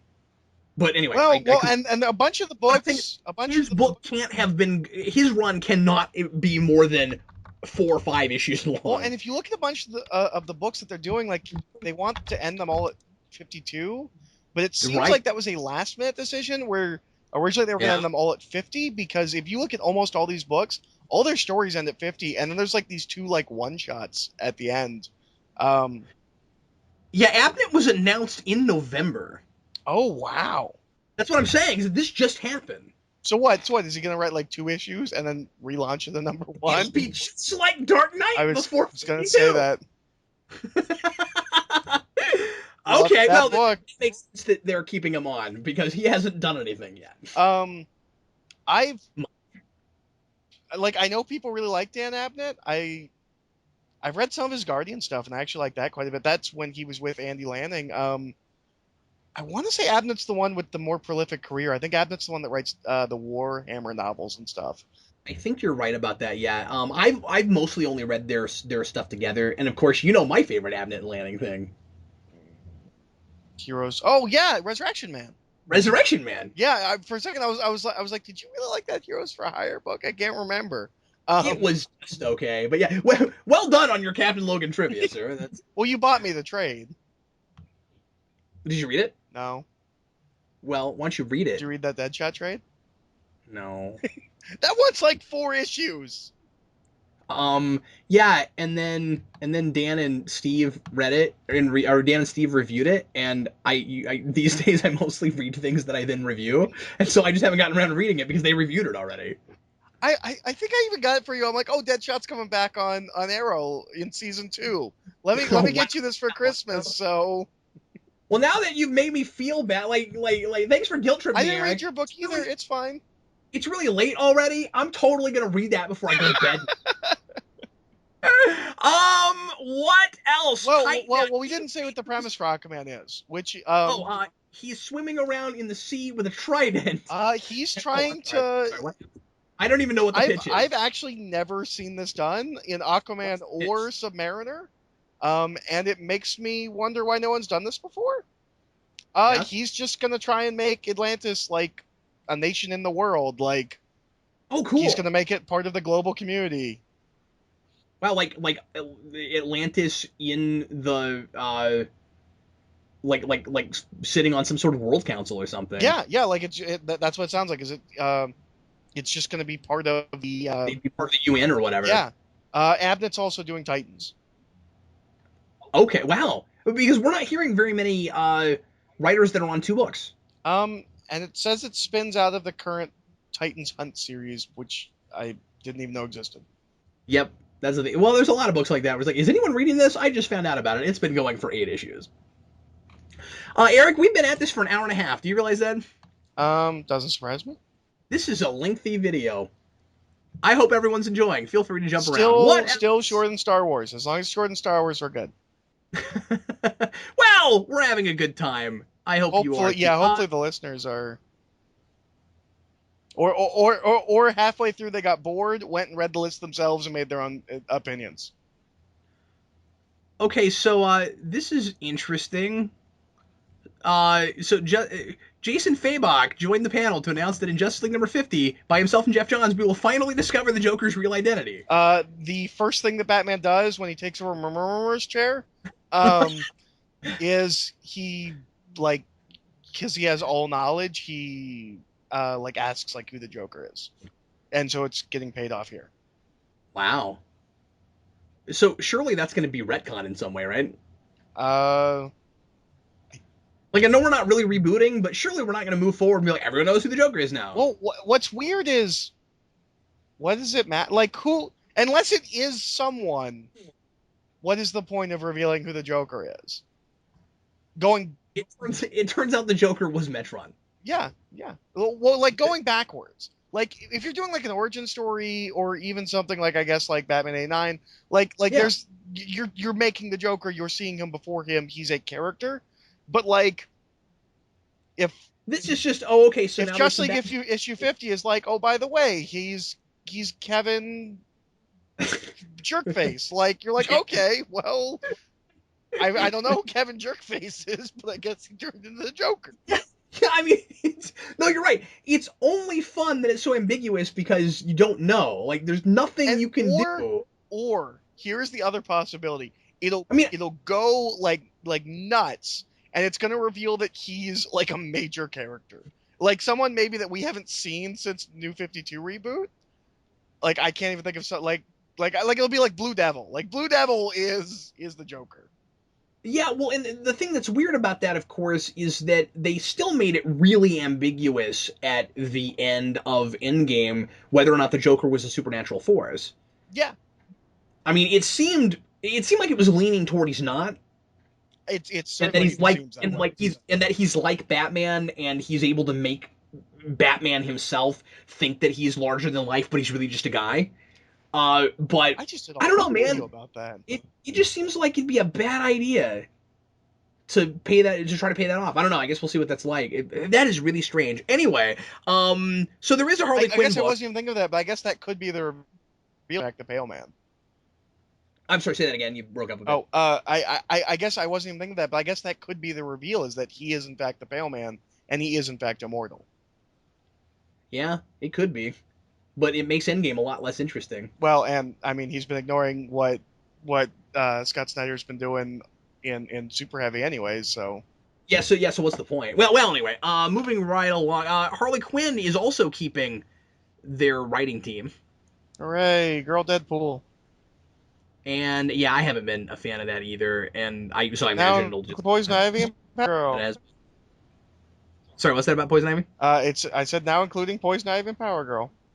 Now with 100% more Poison Ivy. Although to be fair, it's well, they've probably shown up in that book before, so maybe 70%. Well, it's written by Jimmy Palmiotti and Amanda Conner, and Amanda Conner's drawing it. They were the creative team for the Power Girl book pre-52. Oh, I didn't know. Well, I'll tell you. Which is a book I've always meant to read because I've heard really good things about it, and they recently put that whole run out in trade, so I might actually pick that up.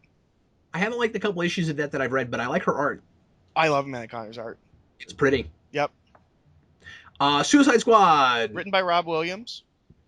Do you know Rob Williams? Refresh my memory. I'm not sure. He wrote the Girl Ghost Rider book. Okay, I didn't read that. Well, he wrote that. He's also writing, I want to say, the 10th Doctor? He's writing one of the Doctor Who books. Which I'm okay, so we're talking about how we're not trying to make the books just like the movies, but then the Suicide Squad cast is the movie cast. Yeah. And it's drawn by Jim Lee, so like that doesn't like that's the book that they're throwing the company like weight behind, I guess. Oh, weird. Okay. Well, maybe that, but see, that strikes me as, to your point earlier, as more of what the more intuitive thing you would have thought that Marvel would be doing, where they're trying to make this great Suicide Squad book so that if anybody sees that movie and they want to read current Suicide Squad. Well, and it looks like they're... Maybe that's what they're doing. They're hedging their bets on Jim Lee. It's going to be an alternating art team. So one issue will be Jim Lee, and then the next issue will be Philip Tan. You have to do that with Jim Lee. Well, and even then, you're not guaranteed issues on time. Yeah, but it's smarter than what they usually do. It's true. They didn't do that with Superman Unchained. It's true. Okay. But yeah, I just love this article. The cast will include Deadshot, Harley Quinn, Killer Croc. I'm like, why don't you just say the team from the movie? Unless, you're reading this article and you don't remember. Well, this one doesn't say... That's okay. The CBR article says that there's a couple members of the team that aren't named. I assume that they are just the other members from the team in the movie that are not listed. Aren't listed here. You're right, because they didn't list everything. But like even Rick Flag is listed in here. Well, Rick Flag is the leader of Suicide Squad. I'm assuming in the movie he won't be. Okay. Maybe. I mean, in the classic Suicide Squad. I know that they're just really making it look like Deadshot's front and center because he's Will Smith. Well, yeah. Well, I assume Rick Flag will at least like be team lead, if not like the lead of the film. They'll pretend like he's the leader of the team, but anyway. Like I wasn't making with Captain America. Sorry, what? I said like the Avengers do with Captain America. And then Green Arrow. Oh, so this is so now we get into the books that they just kind of like scattershot out throughout. Yeah. Green Arrow is the guy who's been writing him. It's Ben Percy. Oh, okay. So they're keeping. Well, that's probably partly why they just threw this out. And then. Dinah Drake.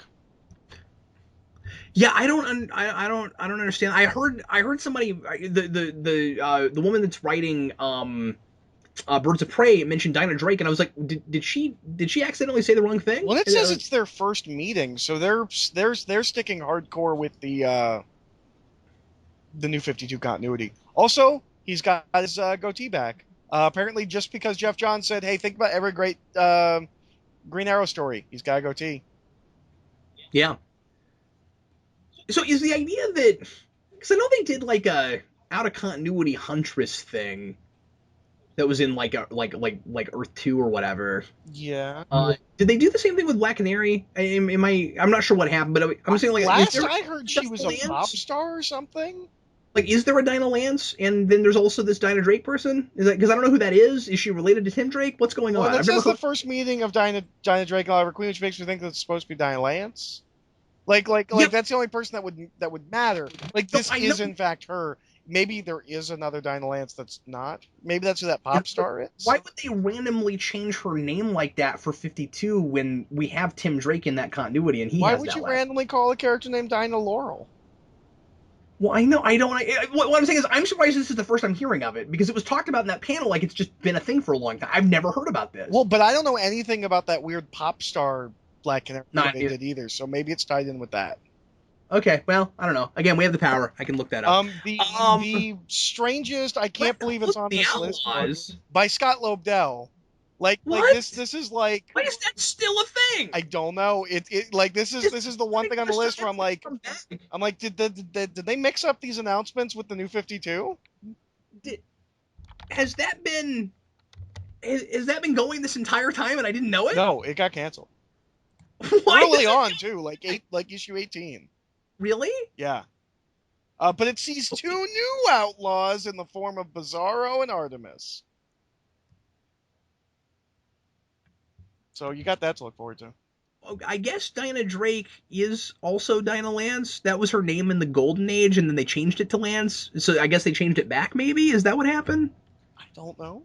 Like, I didn't know that. Well, that would explain why it's not related in any way to Tim Drake. Because that used to be her name. So, okay. And then I'm looking at the Batman wiki, and it's like, and it says Dinah Drake Lance. So is that...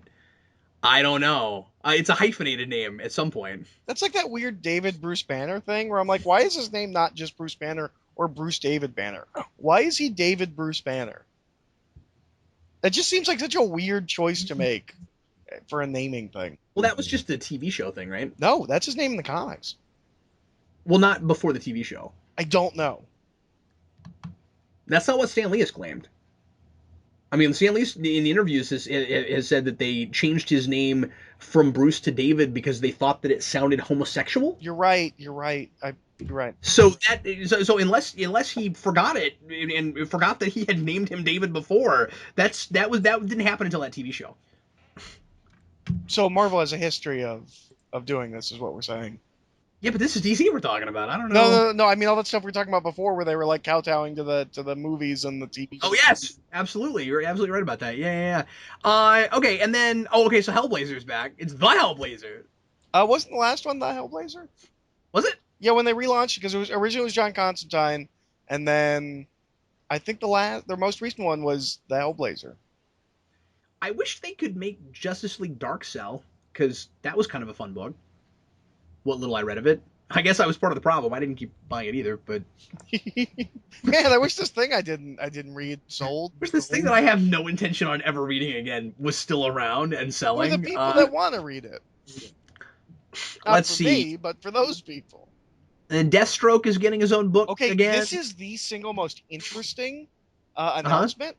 Do you know who Christopher Priest is?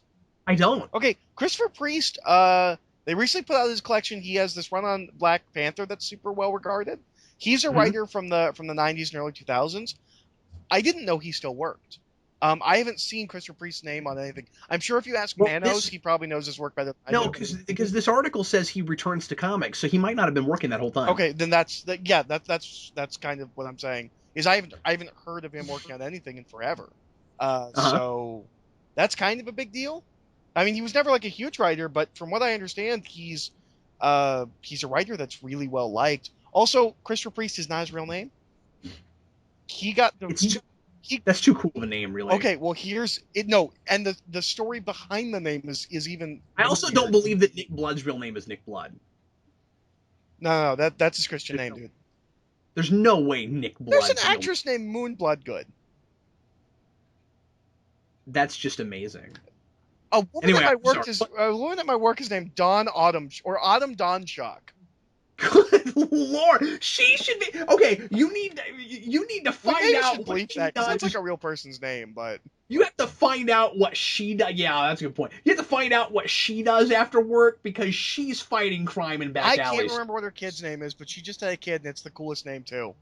She sounds like a superhero. Like she should have her own film. That's amazing. Find out like you have to make her tell you what her secret identity is. That's amazing. Anyway, but then that would be that would be a big letdown because whatever her superhero name is can't possibly be as cool as her real name. That's Autumn Donshock. Yeah, that sounds like Autumn Donshock. Anyways, that should be one of these books. I forget what Christopher Priest's Autumn Donshock #1. Actually, I have the power of the internet. I can look up. I forget what Christopher Priest's original name was, but also some people have the last name of Priest. Yeah, true. Like that's not. No, you're right. That could be his real name. Anyway. Anyways. Yeah. When he got divorced from his wife, I guess he said he told his wife that if they ever got divorced, he would become a priest. And so he changed his name to Christopher Priest. That's the story. So, I love. Hold on. What is? Oh, it's Owsley. His original name was Owsley. Oh, that's interesting. Okay, speaking of Marvel names. Yeah. I'm looking at this Deathstroke cover, and I think it's amusing that this article says that Deathstroke is described by Johns as a nuanced take on the character, and then, like, I'm just looking at this cover, and I'm like, I don't know, that doesn't look like really. Yeah, he says like it's like really character focused. Yeah, it's like, I mean, that's what you'd sell a Deathstroke book on, that cover, but although anyway. From what I understand, that is kind of what Christopher Priest does. I've heard nothing but great things about his Black Panther run. Although Blue Beetle looks like a crazy person. Yeah, he does. Like, wow, what is he doing? That is not going to be a nuanced take on that character. Well, I think it's who's the creative team on that? Isn't it Keith Giffen? Keith Giffen. Okay, yeah. So Keith Giffen is the guy that created Jaime Reyes, or was the one who wrote his book. Oh, okay. So that's like kind of a return. Cool. And it says that Ted Kort's going to be there and act as his mentor. So that's pretty interesting. Yeah, and kind of an Ant-Man thing. Yeah. You know, like an Ant-Man movie thing. Yeah. Well, it's also like a Blue Beetle thing, since Blue Beetle's a legacy character. And yes, he's a legacy character. Ted Kord was trained by a previous Blue Beetle. That's true. I forgot about that. Whatever. And then Teen Titans. Nope. No? Not Teen Titans? Dan Jurgens is staying on Batman Beyond, and Terry McGinnis is coming back, and that is all we know. Oh, yeah. I skipped Batman. I was kind of hoping, because I saw when they first announced like all the titles with the. I didn't realize Dan Jurgens was writing that book. I haven't looked at Batman Beyond in a long time. Well, Dan Jurgens is the one that brought Tim Drake to the future and made it like a post-apocalypse and not at all Batman Beyond. Oh, okay. Great. But I was kind of hoping when because they put out that list of all the Rebirth books. Yeah. I was kind of hoping for just a ground-up reboot of Batman Beyond. I wish they'd do that too, because, I mean, I haven't been reading it, so I don't know how convoluted it is, but I get the feeling that it's a lot to keep track of. I feel really greedy, because like years ago I was like, man, if they just made a Batman Beyond comic book, and now I'm like, if they just restart from up this Batman Beyond comic book. Thing is, I really liked what Adam Beecham was doing on it. Yeah, me too. When he left, I was like, I just can't get excited about it. And the thing is, but honestly, see, I feel bad because I actually left while Beecham was on it, just because I didn't like that 3 books in one thing they were doing. Oh yeah. Because I was reading it monthly, and you only got 10 pages for each story, and I couldn't get excited about it. And then, you know, I read that for Breyfogle for a while, and then they didn't keep Breyfogle doing anything, and I hated that, and I don't know. Okay, but anyway, so then we have Teen Titans, right? Is that the next thing? Yeah.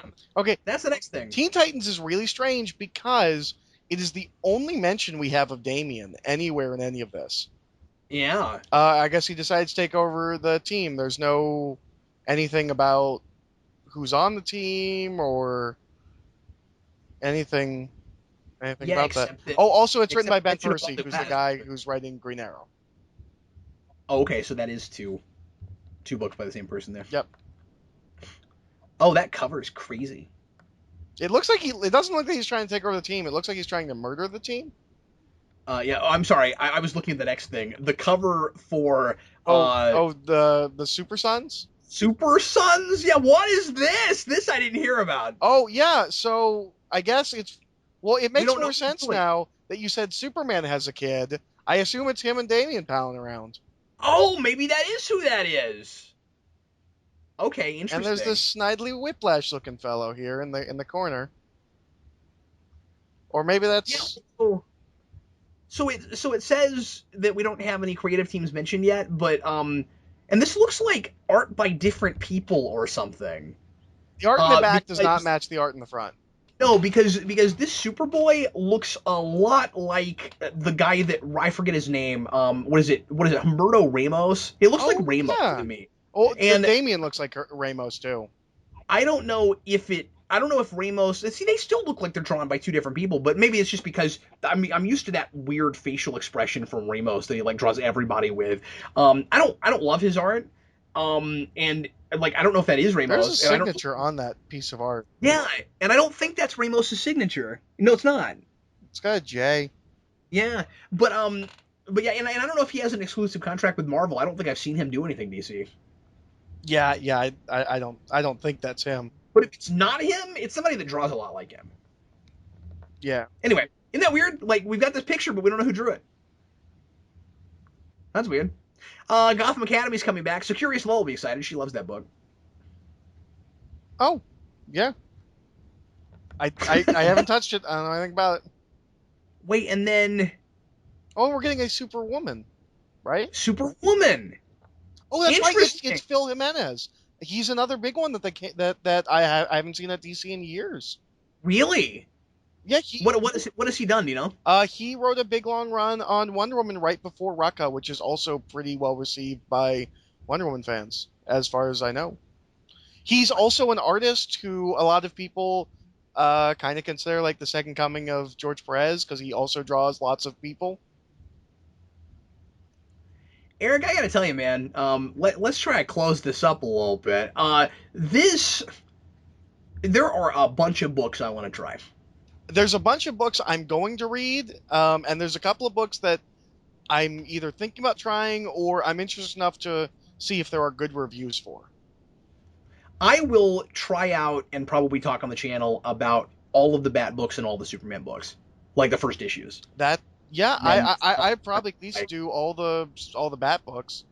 That might not surprise people because, of course, you know I'm a big fan of both those characters, but I don't always do that. They all sound intriguing to me. I don't know about Batman Beyond. I probably won't do that. I would even check out Trinity. Yeah, I will. Well, just based on that cover. That cover. I know it's so good. It's so good. Just that cover's worth a pickup, regardless of what's inside. I will probably at least Green Lantern. I will try the first issue of both those books. Yeah, that's what I was gonna say. I'd probably try both of them. I will be definitely trying that out. Justice League, I don't know, maybe. Yeah. As far as stuff that I'll definitely be buying, Snyderman's Batman book. Obviously I'll be buying, and I guess I'm really interested to see what this new. I don't know. Like all the books sound so different, but like saying direction sounds wrong. But if these Bat books are kind of a cohesive whole, I'm kind of interested to see what the current status quo for the Bat books are. So I'm definitely going to check those out, and I'm really excited that like if those are going to be the books that do the big mythic world-changing Batman arcs, that Snyder, who is a really good writer, is going to be doing just kind of the villain reinventions. Yeah, this is so exciting to me. This is a breath of fresh air, and I just hope that it still smells that way when we start reading these books. Because I've been waiting for something like this for a very long time, and I will be really surprised after these pitches if I don't have 5 or 6 DC books on my pull again. Yeah. And I don't think I have that many right now, but I'll be surprised if I don't have at least that many. Even like books that like I normally don't care about, I'm kind of The Flash sounds like it could be a lot of fun. Oh, you know what just occurred to me? What? Okay, so these are all in continuity books. Do you think because they're making a big deal out of Rebirth, it's very possible that there are out of continuity books that they didn't want to announce yet. Is Batman 66 getting canceled? I don't know. Although, that is published sort of as a kid's book. So and isn't that also a web first book? It used to be. I don't believe it is now. Oh, okay. Yeah, it's not. I don't believe it is now. Well, this is their lineup for all their And I don't think DC. I don't know that DC even does that as much anymore. Like that seems like a thing that was a big deal a couple of years ago that everybody's kind of fallen off on. I thought they were still doing that for all their tie-in, like the Arrow and Flash and all that. That stuff maybe they still are. I don't know. Yeah, I don't know either. Yeah, this just seems to be the mainline DC. I don't think this is in any way involving 66. I just thought of that. I just hope that book isn't getting canceled because it's so good. Well, and I wonder what the unannounced books are. Yeah. And how, like, there doesn't even seem to like be a number. Like, it's just like there's a couple of unannounced books. I'm telling you, I'm pretty sure it's Jeff Johns is doing Justice League, like, or I mean Legion. I'm so, and it might even add to it that like Legion wouldn't be in continuity, like, or at least it would be like 1,000 years in the future. Are there any other major characters or teams we're not thinking about? Because Martian Manhunter is nowhere to be found. That's true. Well, and they have completely scrubbed all of the Wildstorm stuff. Yeah, but that doesn't surprise me because that didn't catch on. Well, I'd be interested to see if they're going to try and relaunch Wildstorm. Well, maybe as its own little pocket universe. But yeah, because they brought back Supergirl, and I'm sure if it wasn't selling, that's because of the TV show. Martian Manhunter has to be somewhere and kind of prevalent because he's so popular in that show. And he's got his own book right now, and I don't know if it's selling. I read an issue and didn't like it, but I'd like to find out that that's coming back and be something more like classic Martian Manhunter. Like I'd like him to have his own solo book. I'd like him to be on the Justice League. That too, and also there was only one Justice League book announced, right? Yeah, just the one. So it's hard to imagine that one of the unannounced books isn't another Justice League book, unless they do what 52 did, and I mean 52 had started with a couple, but unless they do what that did and announce another one later, like is there going to be a Justice League International? Is there going to be a JLA? Like, yeah. And maybe some characters that we're not seeing will show up in some places in books like that. Because they're making a really big deal out of Batman and Superman naturally. Well, yeah. Well, and it seems like Batman and Superman are, like we said kind of when we started, there's a lot of Batman books, but it's more Bat family books. Like there's 3 real Batman books, and one of them is a teen book. Superman, we have one with the pre-crisis or the pre-52 Superman. One is an entirely new character who's just a Chinese 16-year-old kid who gets Superman's powers. And one is 2 Supermans. Which one is 2 Supermans? The Action Comics. Oh, well, I think that one's just... Oh, I was thinking that one was just the pre-52 Superman. No, I was telling you about that earlier. We've got the Superman book that's just Superman, and I'm assuming that's just like regular Superman. And then Action Comics is the thing I was telling you about that German. Oh, right, where it's both of them. Too. Yeah, with the 90s Superman and current Superman. Yeah. Okay, so yeah, but like even the Superman books, like they're also Supergirl and this other Superman and then Superwoman apparently, which I've got to try that. Why? Because it looks odd. Oh, and I want to know. Oh, okay. I just want to know because the cover looks cool. Okay. I like you were like, well, I've got to try, and I was like, what am I missing? Like, what is the? It is a cool cover. Yeah, because it looks cool, and because I find myself sort of like Batman sometimes liking. Well, I love Batman, but I mean, like I find myself liking a lot of Superman supporting characters almost more than Superman. So every time there's another super something, I get really interested. Those planes look an awful lot like Starscream. I'm just saying. like real hardcore like 1980s Starscream. Like those. Well, not Starscream because the colors are wrong. Maybe like Thunderwing. That hot air balloon.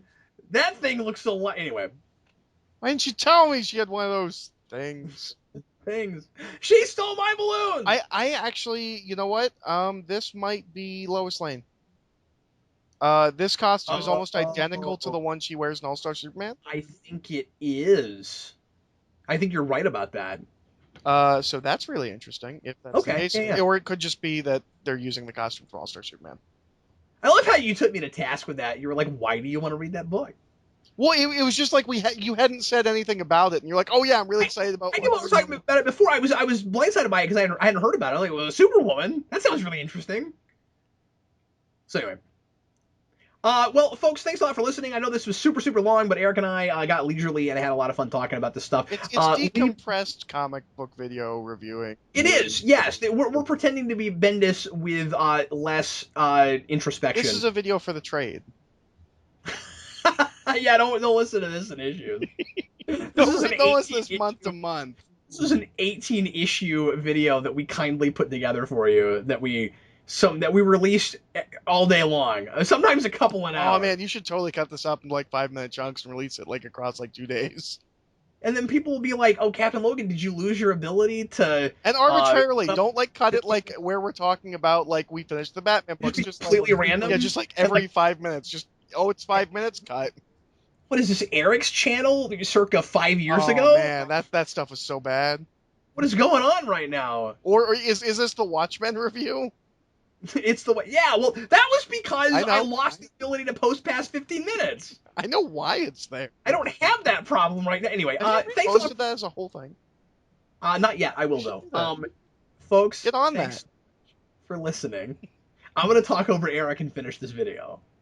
And let us know what you think of these books and what you're most excited for, and what you think of the new direction that DC seems to be going in. Not the direction of the live show, not the directing of the live show. No, like because they just moved west. They moved to the other coast of the right? That's what we're talking about. We're talking about the fact that they moved from New York to what is it?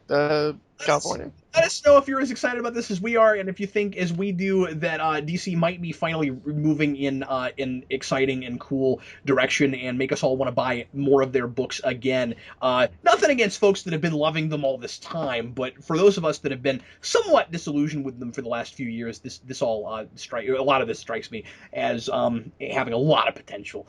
And I just noticed something that we didn't mention. And I don't care. But Manos is going to murder us. Okay, go ahead. Spoiler: and Cassandra Cain are back in the Detective Comics are part of the team.